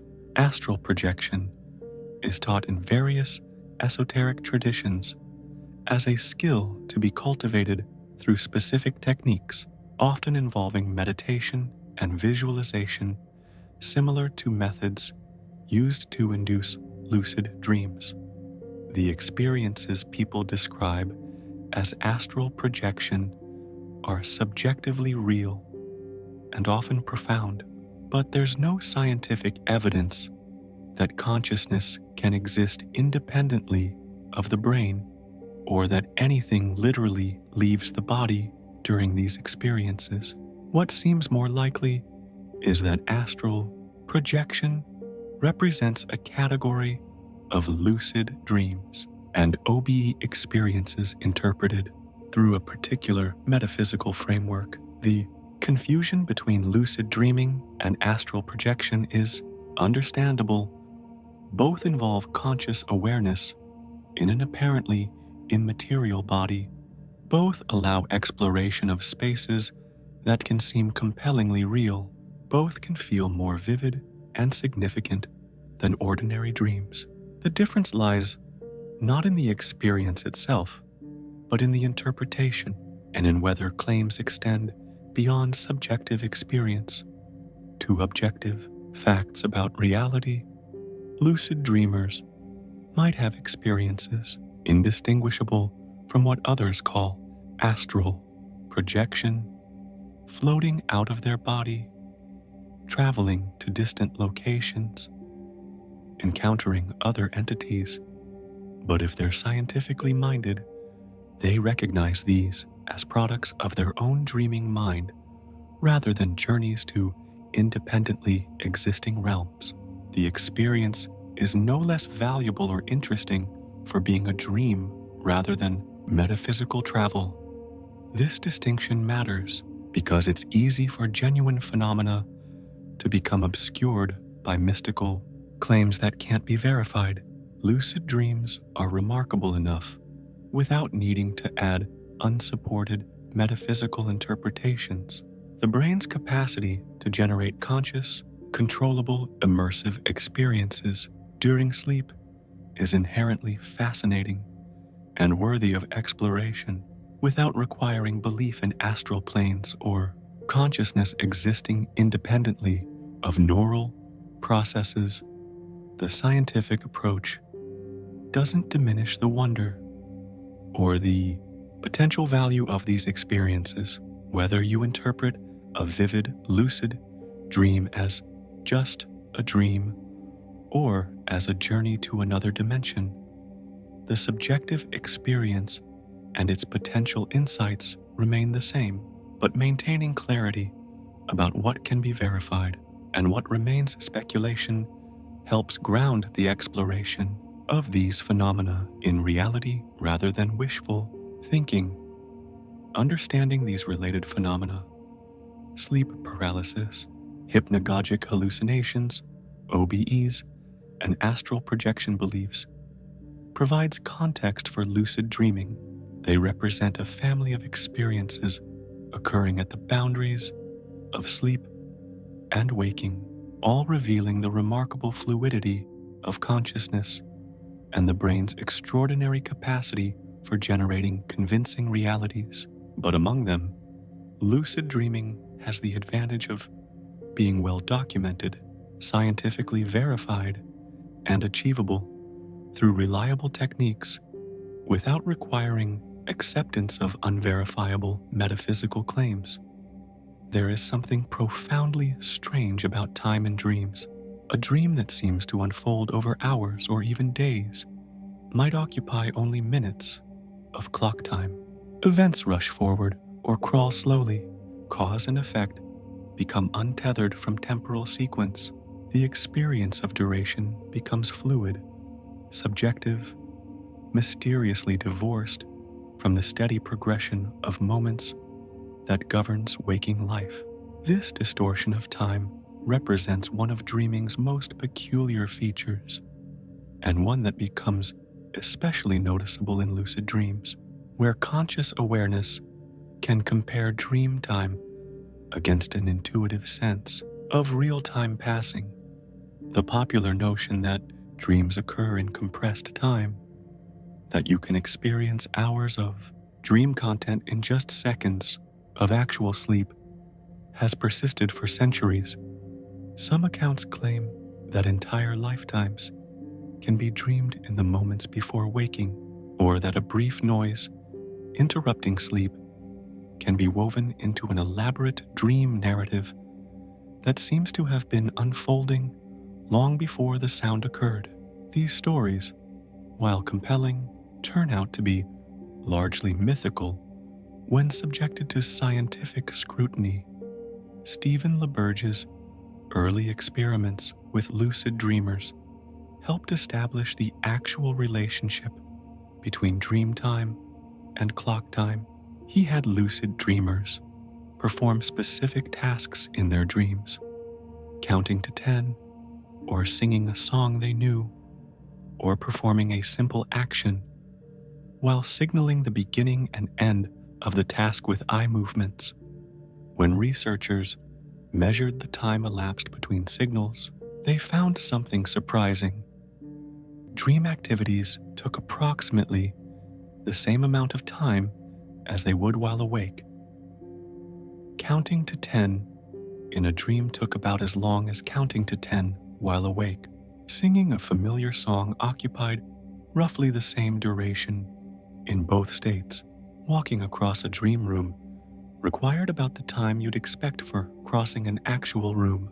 This suggests that the basic processing of time in dreams operates at roughly the same rate as in waking consciousness. The brain doesn't somehow accelerate its processing during dreams to pack hours of experience into minutes of sleep. Yet, this finding doesn't fully explain the subjective experience of temporal distortion in dreams. Many dreamers insist they've experienced dreams that felt much longer than the actual sleep period could accommodate. How can these two observations be reconciled? Part of the answer lies in how we construct narrative and memory. Dreams often skip between scenes, jumping from one situation to another without showing the transitions. While awake, you might remember only the key scenes from your day, yet you know implicitly that continuous time passed between them. Similarly, in dreams, your brain can generate a sense of extended time by creating scenes that imply duration, showing you at the beginning of a journey and then at the end, with the brain filling in the sense that travel occurred without actually generating all the intermediate moments. Memory consolidation after waking likely plays a role as well. As you remember a dream, your waking mind attempts to construct a coherent narrative from the fragments. In doing so, it might elaborate on the temporal structure, adding a sense of duration that wasn't fully experienced during the actual dream. The memory of the dream includes an implicit timeline that makes the dream feel longer in retrospect than it was while occurring. Lucid dreamers offer particularly interesting perspectives on dream time because they can consciously estimate duration while dreaming. Many report that time feels approximately normal during lucidity, that their sense of how much time has passed roughly matches actual clock time. Some experienced lucid dreamers can estimate quite accurately how long they've been dreaming based on their sense of duration within the dream. However, there are exceptions and complications. Some aspects of experience do seem compressed in dreams. Complex thoughts or realizations can occur with unusual rapidity. You might grasp connections or understand elaborate situations in what feels like an instant, insights that might require sustained reflection while awake. This could reflect the different cognitive processing of the dreaming brain, which can access associative networks and emotional understanding without the linear, analytical approach of waking thought. Conversely, certain dream experiences can feel prolonged, waiting, searching, trying repeatedly to accomplish something. These activities might occupy significant subjective duration in the dream, though they likely correspond to similarly extended actual time. The feeling of prolonged searching in a dream probably reflects actual, extended neural activity devoted to that scenario. The perception of time can also be influenced by the emotional content of the dream and the level of consciousness. Frightening dreams might seem to last longer due to fear's effect on time perception, the same phenomenon that makes accidents or dangers seem to unfold in slow motion while awake. Conversely, pleasant flowing dreams might seem to pass quickly, just as enjoyable waking experiences seem to fly by. Lucid awareness itself might affect time perception, with consciousness adding a layer of temporal monitoring that influences how duration feels. REM periods themselves provide an interesting temporal framework. The longest REM periods before waking can last 45 minutes to an hour, substantial time for even the most elaborate dream narratives. If we add the fragmented dreams from earlier, shorter REM periods throughout the night, there are several hours of total dream time available each night. This is enough for extensive dream experiences without requiring any temporal compression. The science suggests that rather than dreaming entire lifetimes in moments, we dream roughly in real time within the REM periods available. The sense of extended time comes from memory elaboration, scene skipping, and the implied duration between dream events rather than actual compressed experience. The brain doesn't need to accelerate its processing. It has more time than we might realize within the architecture of sleep. Yet mysteries remain. Some lucid dreamers report experiences that seem to challenge the real-time model. They describe dreams with such elaborate detail and extensive narratives that accounting for all the content within the available REM time seems difficult. Whether this represents actual temporal anomalies or simply the limitations of studying subjective experience remains unclear. What we can say with confidence is that time in dreams is more flexible, more subjective than time while awake. The usual cues we use to judge duration, the progression of the sun, clocks, the accumulation of physical fatigue, are absent or unreliable in dreams. Without these anchors, our sense of duration becomes more malleable, more dependent on internal factors like attention, emotion, and the density of experience. In lucid dreams, this temporal flexibility becomes something you can explore and even play with.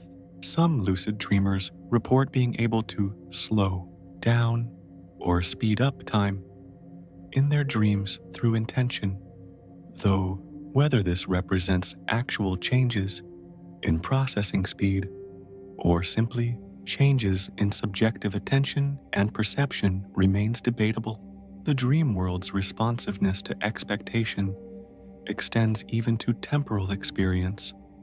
This temporal peculiarity of dreams, the way minutes can feel like hours or hours like moments, the way time becomes loose and negotiable, represents another layer of the dream's fundamental strangeness.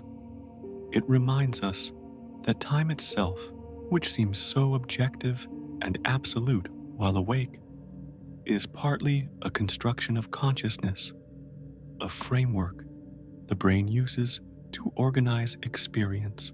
In dreams, with different constraints and different neural processing, that framework shifts, and we experience time's subjective nature directly. As we move forward into exploring the applications and implications of lucid dreaming, this temporal flexibility will matter. It suggests that dreams offer not just a space for experience, but a different temporal mode, a state where the brain's relationship to time itself transforms, offering unique possibilities for exploration, practice, creativity, and understanding. Beyond the wonder and the mystery, beyond the philosophical implications and the neural mechanics, lucid dreaming offers practical applications, ways it can heal, teach, and transform waking life. The ability to become conscious within your own dreams opens possibilities that researchers and practitioners are only beginning to fully explore. Applications that range from treating psychological trauma to enhancing physical skills, from creative problem solving to personal growth. Perhaps the most clinically significant application lies in treating nightmares and post-traumatic stress disorder. Recurrent nightmares are not merely unpleasant experiences, but can severely impact quality of life, disrupting sleep and perpetuating cycles of fear and anxiety. For those suffering from PTSD, nightmares often replay traumatic events, keeping the trauma alive night after night, making recovery more difficult. Lucid dreaming offers a remarkable intervention. When you become lucid within a nightmare, you gain agency where previously you had none. You can choose to confront rather than flee. You can change the narrative, transform threatening figures, or simply remind yourself that you are safe, that this is a dream and cannot harm you. This shift from helpless victim to conscious agent can be profoundly healing. Clinical studies have demonstrated the effectiveness of this approach.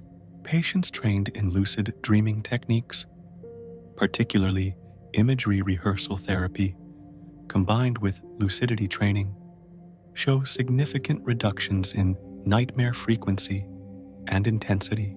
They report better sleep quality, reduced daytime anxiety, and improved overall functioning. The mechanism appears to work on multiple levels. The lucidity itself provides immediate relief within the nightmare, while the practice of confronting fear in the safe space of a dream may help process and integrate traumatic memories. There is something beautiful about this application. The mind that generates the nightmare also contains the capacity to transform it.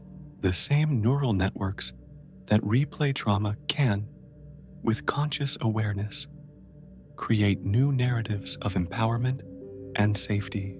The dream becomes not a prison, but a therapeutic space, a place where healing can occur under conditions impossible to replicate while awake. Beyond clinical nightmares, lucid dreaming offers opportunities for mental rehearsal of skills and scenarios. Athletes have used lucid dreams to practice complex movements, gymnasts rehearsing routines, martial artists perfecting techniques, musicians playing difficult passages. While dreaming, the motor cortex activates in patterns similar to actual movement, and the brain processes these rehearsals as forms of practice. Research suggests that mental practice in lucid dreams can improve actual physical performance, though perhaps not quite as effectively as real physical practice. The improvement likely reflects the brain strengthening neural pathways associated with the movements, refining the mental models that guide motor control. A gymnast who perfectly executes a difficult maneuver in a lucid dream has, in a real sense, practiced that maneuver, not with muscles, but with the neural systems that coordinate muscles. The applications extend beyond physical skills to any domain where mental rehearsal matters. Public speakers can practice presentations, surgeons can rehearse complex procedures, musicians can work through challenging compositions. Anyone facing a stressful situation, a difficult conversation, a job interview, a performance, can rehearse in the safe, controllable environment of a lucid dream, building confidence and refining approach. Creative problem solving represents another rich domain for lucid dreaming. The dream state offers access to associative, nonlinear thinking that differs from waking cognition. Problems that seem intractable while awake might yield to the more fluid, symbolic logic of dreams. With lucidity, you can deliberately work on creative challenges, exploring solutions that might not occur to the more constrained waking mind. There are numerous accounts, some well documented, others anecdotal, of breakthroughs achieved in dreams. Chemists visualizing molecular structures, writers working through plot problems, artists generating new ideas, scientists glimpsing solutions to theoretical puzzles. Whether these insights come from accessing unconscious knowledge from the different cognitive processing of the dream state, or from the sheer freedom to explore without physical constraints. The creative potential of lucid dreams is significant. Some lucid dreamers deliberately use their dreams for what might be called personal exploration or even spiritual practice. They seek out dream figures who seem to represent aspects of their unconscious, engaging in dialogues that can reveal emotional patterns or psychological insights. They explore dream landscapes as metaphorical representations of their inner world. They practice meditation or contemplation within the dream state, investigating the nature of consciousness from within altered states of awareness. This exploratory dimension of lucid dreaming connects to ancient practices we discussed earlier: the Tibetan dream yoga traditions that viewed lucid dreams as opportunities for spiritual development, while modern practitioners might frame these experiences in psychological rather than spiritual terms. The underlying principle remains. The lucid dream offers a space for self-discovery and growth, a laboratory where you can investigate your own mind. The therapeutic and personal applications of lucid dreaming all share a common theme. They leverage the unique properties of the dream state, its controllability, its access to unconscious processes, its freedom from physical constraints, to accomplish things difficult or impossible while awake. The dream becomes not just something that happens to you, but a resource you can utilize, a space where intentional work can occur. Yet these applications also require a caveat. Lucid dreaming is not a cure-all or a substitute for professional treatment when serious psychological issues are present. While it can be a valuable tool in therapy, it works best as part of a comprehensive approach under proper guidance. The dream is powerful, but should be approached with appropriate respect for its complexity and with realistic expectations about what it can accomplish. What remains striking is how the same phenomenon, becoming conscious while dreaming, can serve such diverse purposes. The lucid dream adapts to the dreamer's intention, becoming therapeutic space, practice arena, creative studio, or exploratory territory as needed. This flexibility reflects the fundamental nature of consciousness itself, that awareness, wherever it appears, brings with it the possibility of intentional action, of choosing how to engage with experience. For anyone who has played video games, the experience of lucid dreaming often feels remarkably familiar. You control a character, your dream self, within an immersive, three-dimensional environment. The world responds to your inputs. You can fly, pass through walls, reshape reality with intention. You face challenges, explore landscapes, interact with characters. The parallels are so striking that many people describe their first lucid dream as like being in a video game, or discover lucid dreaming because they wonder if they could achieve in dreams what they experience in games. This parallel is not coincidental, but reflects something fundamental about both experiences. Video games and lucid dreams both involve consciousness immersed in simulated realities. Both offer agency and control within constructed worlds. Both can induce states of flow where action and awareness merge. The game designer and the dreaming brain face similar challenges, creating coherent, responsive, engaging environments from digital or neural code. Interestingly, research suggests that people who play video games frequently, particularly immersive first-person games, report higher rates of lucid dreaming. The cognitive skills developed through gaming, spatial awareness, agency within simulated environments, comfort with non-physical reality, may transfer to the dream state. Gamers are accustomed to controlling avatars in virtual worlds, to testing the rules and boundaries of simulated physics, to maintaining awareness of themselves as players distinct from their in-game characters. These mental patterns may make the transition to lucidity more natural. The game dream parallel extends to specific mechanics. In games, you learn the controls, discover the rules, experiment with possibilities.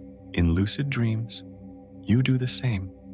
learning how dream physics works, what you can and cannot control, how to maintain stability, what actions produce what results. Both require practice and skill development. Both reward experimentation and persistence. Just as games have difficulty, levels, and progression systems, lucid dreaming has its own learning curve. Early lucid dreams are often brief and unstable, like being a novice player struggling with controls. With experience, you develop mastery, longer, more stable, more controllable dreams, like an experienced gamer who moves through virtual worlds with fluid competence. The progression feels similar, from clumsy beginner to skilled practitioner. This natural parallel has led to the gamification of lucid dreaming itself. Numerous smartphone applications now exist to help people track dreams, perform reality checks, and train lucid dreaming skills.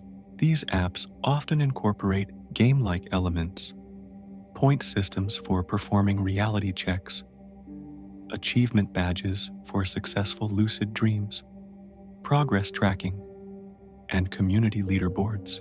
By making the practice of lucid dreaming more game-like, these tools increase engagement and motivation. Some apps use sophisticated algorithms to determine optimal times for sleep stage-based alarms or audio cues, treating sleep architecture like a game level to be navigated. Others include training modules that teach lucid dreaming techniques through interactive lessons and quizzes. The best apps recognize that developing lucid dreaming skills requires consistent practice over time. The same commitment needed to master any game and structure their features to support that long-term engagement. Wearable technology has entered this space as well. Sleep masks with built-in sensors can detect REM sleep through eye movements and deliver gentle light cues at optimal times. Headbands that monitor brain activity promise to identify lucid dreams in progress or even facilitate them through subtle stimulation. These devices represent an interesting fusion. Hardware interfaces that mediate between the sleeping brain and waking intention, analogous to how game controllers mediate between player and virtual world. The effectiveness of these technologies varies, and they work best as supplements to foundational practices rather than magic solutions. But they reflect a growing recognition that technology can support consciousness, exploration, that the interface between mind and machine might extend even into sleep. Looking toward the future, the convergence of lucid dreaming and technology becomes even more intriguing. Virtual reality systems continue to advance, creating increasingly immersive and realistic simulated environments. As VR becomes more sophisticated, the boundary between high-fidelity virtual reality and vivid lucid dreams begins to blur. Both offer immersive sensory experiences, agency within simulated worlds, freedom from physical constraints. Some researchers envision systems that could enhance or even induce lucid dreams. VR headsets that you wear to sleep, using subtle cues and stimulation to guide consciousness toward lucidity while generating complementary sensory input. Brain-computer interfaces might eventually allow more direct interaction with the dreaming mind, creating hybrid states that combine the spontaneous creativity of dreams with technologically mediated content.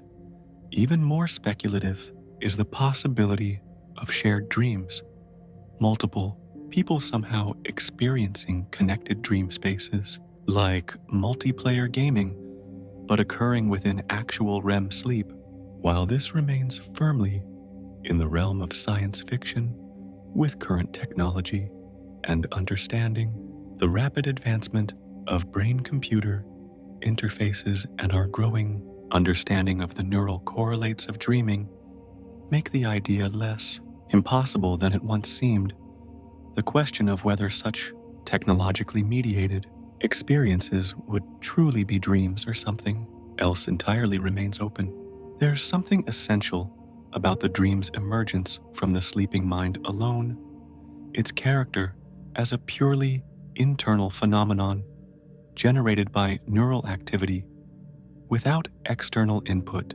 Adding technology changes the experience fundamentally, potentially creating novel states of consciousness that sit between traditional dreaming and waking. Yet the gamification impulse reflects something positive, the recognition that consciousness itself can be played with, explored, developed as a skill, just as games taught millions of people to navigate three-dimensional virtual spaces, to think strategically, to maintain multiple simultaneous objectives. Perhaps lucid dreaming, aided by technology and gamification, could teach people to explore consciousness more broadly, to understand their own minds more deeply. The playful aspect matters too. Lucid dreaming shouldn't be approached only seriously as therapeutic intervention or consciousness research. It can also be simply fun, a natural form of entertainment, a space for joy and wonder and experimentation. The game-like quality of lucid dreams makes them accessible and appealing, demystifying the experience and making it feel achievable rather than esoteric.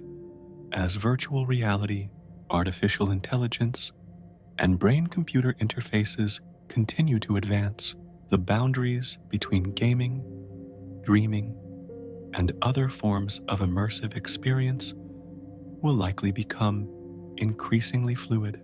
We may be moving toward a future where consciousness can move between different types of simulated realities, virtual, dreamed, or hybrid, with increasing ease and intentionality. What remains constant is consciousness itself, awareness, experiencing whatever worlds arise, whether generated by neurons alone or by neurons interfacing with technology.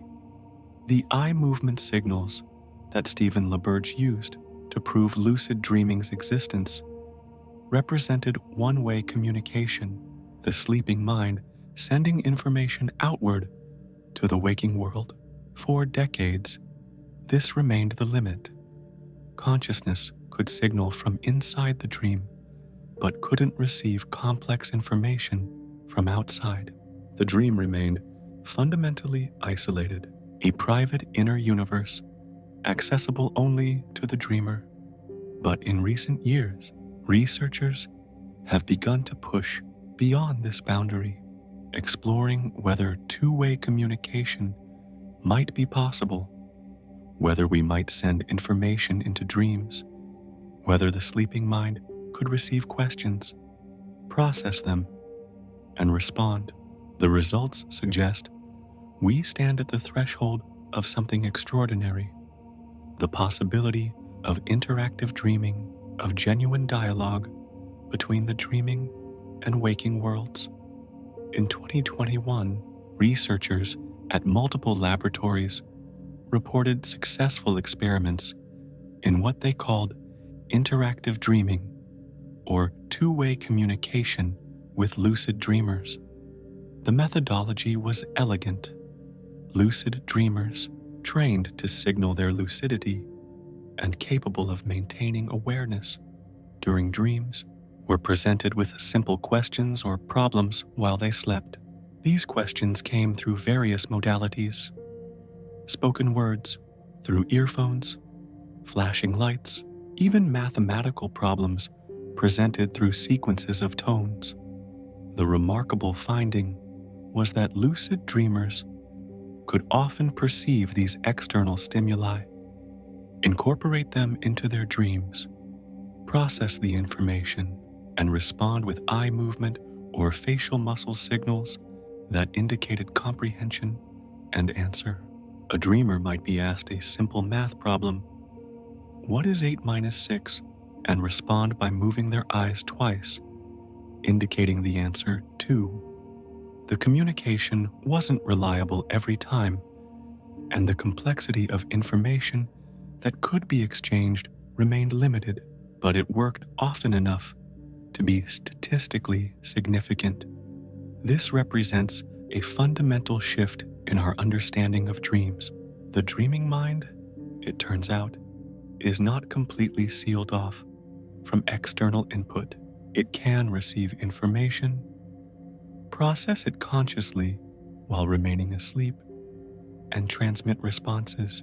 The dream becomes not just a private theater, but potentially a space for interaction with the external world. The implications ripple outward in multiple directions. For research, this opens possibilities for studying dreams in real time, rather than relying solely on post-waking reports. Researchers could ask dreamers to perform specific tasks, to describe what they're experiencing, to test hypotheses about dream cognition as it occurs. The dream becomes experimentally accessible in unprecedented ways. For practical applications, interactive dreaming could potentially enable various forms of communication with sleeping individuals. Imagine being able to remind someone of an important task through their dreams, or to provide comfort during nightmares, or to teach new information while they sleep.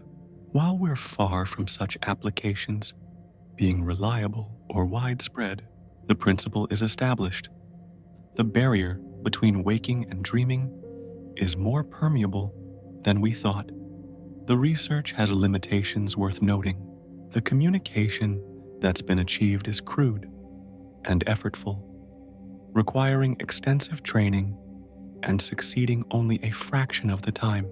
Most stimuli either wake the dreamer, get incorporated into dreams without being consciously recognized, or are simply not perceived at all. The cognitive load of maintaining lucidity, while also processing external information and generating responses, is substantial. We're at the earliest stages of understanding what's possible, yet the trajectory is clear. We're learning to interface with consciousness in states previously considered inaccessible. The techniques will improve, the reliability will increase, the complexity of exchangeable information will grow. What seems remarkable today, asking a sleeping person a question and receiving a coherent answer, may become routine. In coming decades, an even more speculative frontier concerns shared or mutual lucid dreams. The possibility of two or more people somehow experiencing the same dream space simultaneously, aware of each other's presence, able to interact within the shared dream environment. This idea has appeared in fiction and spiritual traditions, but has seemed far beyond scientific possibility. From a conventional neuroscience perspective, shared dreams face obvious problems. Dreams are generated by individual brains, consisting of patterns of neural activity unique to each person. For two people to share a dream would require their separate brains to generate synchronized, corresponding experiences, something that seems impossible without direct connection between the brains. However, some researchers have speculated about whether emerging brain-to-brain interface technology might eventually enable something resembling shared dreaming. If we can send simple information from one brain to another while both are awake, as recent experiments have demonstrated, might we eventually do something similar during sleep? Could external technology mediate between two dreaming minds, creating a bridge that allows some form of shared experience. The technical challenges are immense. Dreams are complex, high-dimensional experiences involving vast patterns of neural activity. Capturing, transmitting, and inducing such patterns between brains exceeds our current capabilities by orders of magnitude. Even if we could transmit raw neural activity, each brain interprets and generates experience differently. What one brain encodes as blue might be very different from another brain's encoding. Yet the philosophical possibility remains intriguing. If consciousness can be interfaced with external systems, if we can send information in and receive information out, then the boundary of the individual mind becomes negotiable. The dream might evolve from purely private experience to something that can, in some limited sense, be shared. There are reported cases, anecdotal and impossible to verify, of people claiming to have shared dreams, to have independently dreamed of the same scenario, or to have encountered each other in dreams and verified common elements afterward. While such reports don't constitute scientific evidence and likely reflect coincidence, expectation, or wishful interpretation, they speak to a persistent human desire, the wish to connect with others even in sleep, to share the inner worlds that normally remain isolated. Whether shared dreaming ever becomes possible as more than metaphor remains to be seen. What's clear is that the dream is becoming less isolated than it once was. We can send signals out, receive information in, potentially create interfaces between sleeping and waking. The dream remains fundamentally personal and internal, but it's no longer quite as sealed off from the external world as we once believed. These frontiers, interactive dreaming, brain-computer interfaces, the speculative possibility of shared dreams, represent not just technological advancement, but a deeper project, the expansion of what consciousness can do and where it can reach. We're exploring the flexibility of awareness itself, discovering that consciousness can exist in states and configurations beyond those we encounter in ordinary life. As we drift toward the close of this exploration, it's worth pausing to consider what lucid dreaming reveals about the nature of reality itself, about consciousness, about what it means to be human. These questions spiral outward from the simple fact of becoming aware while asleep, touching some of the deepest mysteries we face. What is reality? For most of waking life, this question seems to have an obvious answer. Reality is the world around us, the solid ground beneath our feet, the other people we encounter, the persistent physical universe that continues existing whether we observe it or not. But lucid dreaming complicates this comfortable certainty in fascinating ways. When you're lucid in a dream, you stand within a reality that feels completely convincing, yet is entirely generated by your own mind. The ground beneath your dream feet feels solid. The dream sky looks vast. The dream characters seem independent and real. Every sensation, every perception is as vivid as waking experience, sometimes more so. Yet you know with certainty that none of it exists outside your sleeping brain. This experiential knowledge, the direct understanding that your brain can construct entirely convincing realities from pure neural activity, inevitably colors how you think about waking reality. Not because waking reality is actually a dream or illusion, but because you realize firsthand that your experience of reality is always mediated by neural processing, always a construction built from sensory input, memory, and expectation. The brain that creates dream worlds and the brain that perceives the waking world are the same brain, using similar mechanisms. Philosophers have long pointed out that we never experience reality directly, but only through the filter of our senses and the interpretations of our minds. Lucid dreaming makes this abstract observation viscerally real. You feel it, live it, know it in your bones. The boundary between experience and actual reality becomes less clear, more interesting, more worthy of wonder. Yet this recognition need not lead to solipsism or the denial of external reality. The lucid dream reveals not that everything is illusion, but that consciousness has extraordinary creative power, that the mind is more remarkable than we typically recognize. There is an external world.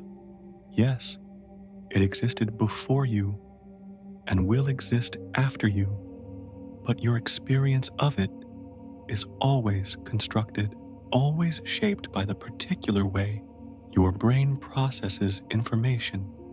Lucid dreaming also reveals something profound about consciousness itself, its flexibility, its capacity to exist in unexpected states.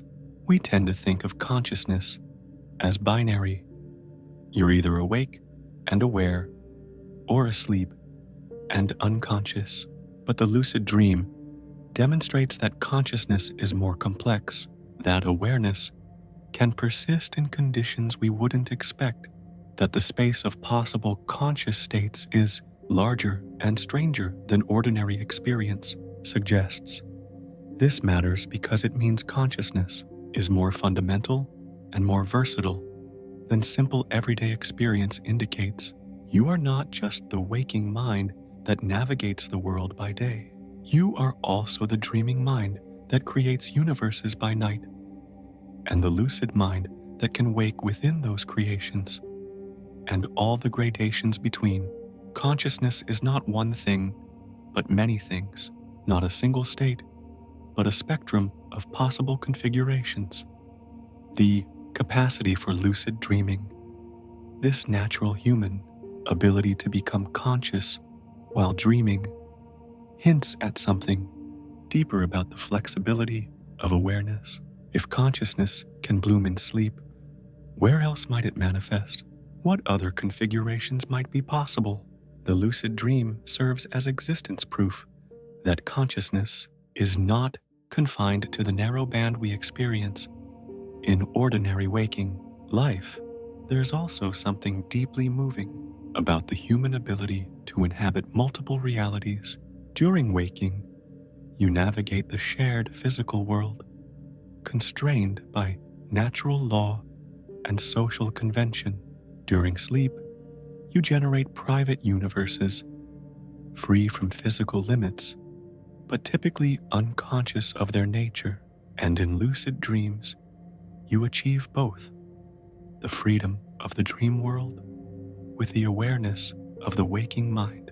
You become, in a sense, a citizen of multiple realms, moving between them each night. This multiplicity reveals something about the human condition that's easy to overlook. We are creatures who exist simultaneously in different domains: the physical world of matter and energy, the social world of meaning and relationship, the inner world of thought and imagination, the dream world of unconscious creation. Most of the time, these domains seem separate, but they're all dimensions of human experience, all part of what it means to be conscious in a physical universe. Lucid dreaming matters not because it's useful, though it can be, or because it's entertaining, though it often is, but because it expands what we know to be possible.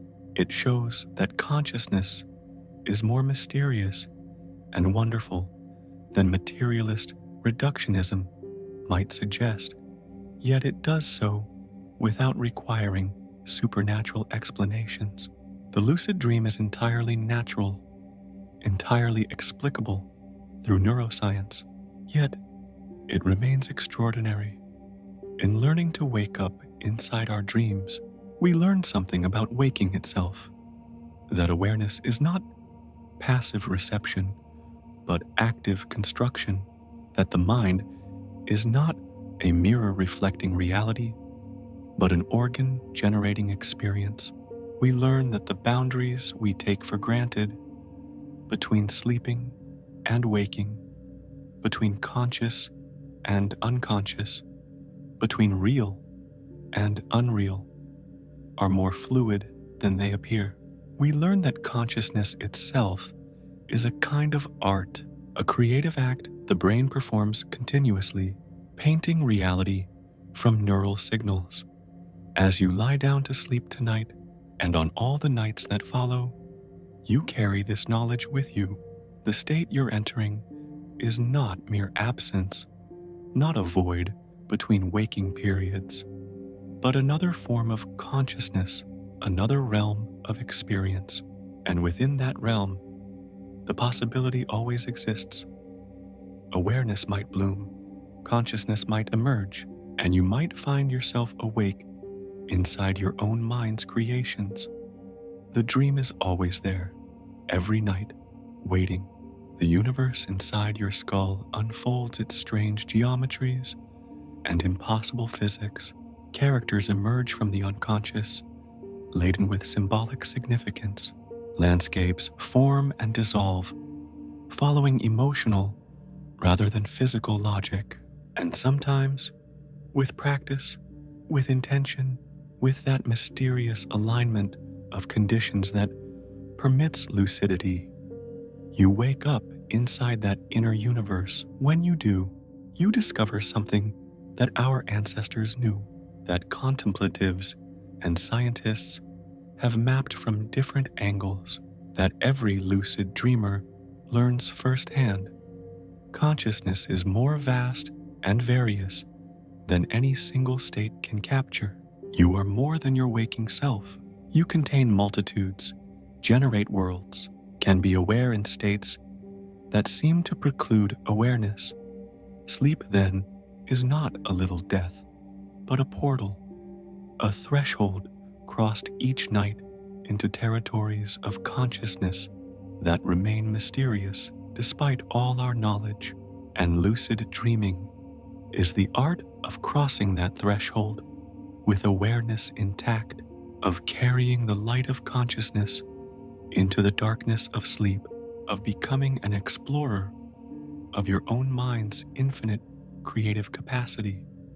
Perhaps this is why the capacity for lucid dreaming exists at all, why evolution or development or the architecture of consciousness permits it, not for any specific survival advantage or reproductive benefit, but because consciousness itself seeks to understand its own nature, to explore its own possibilities.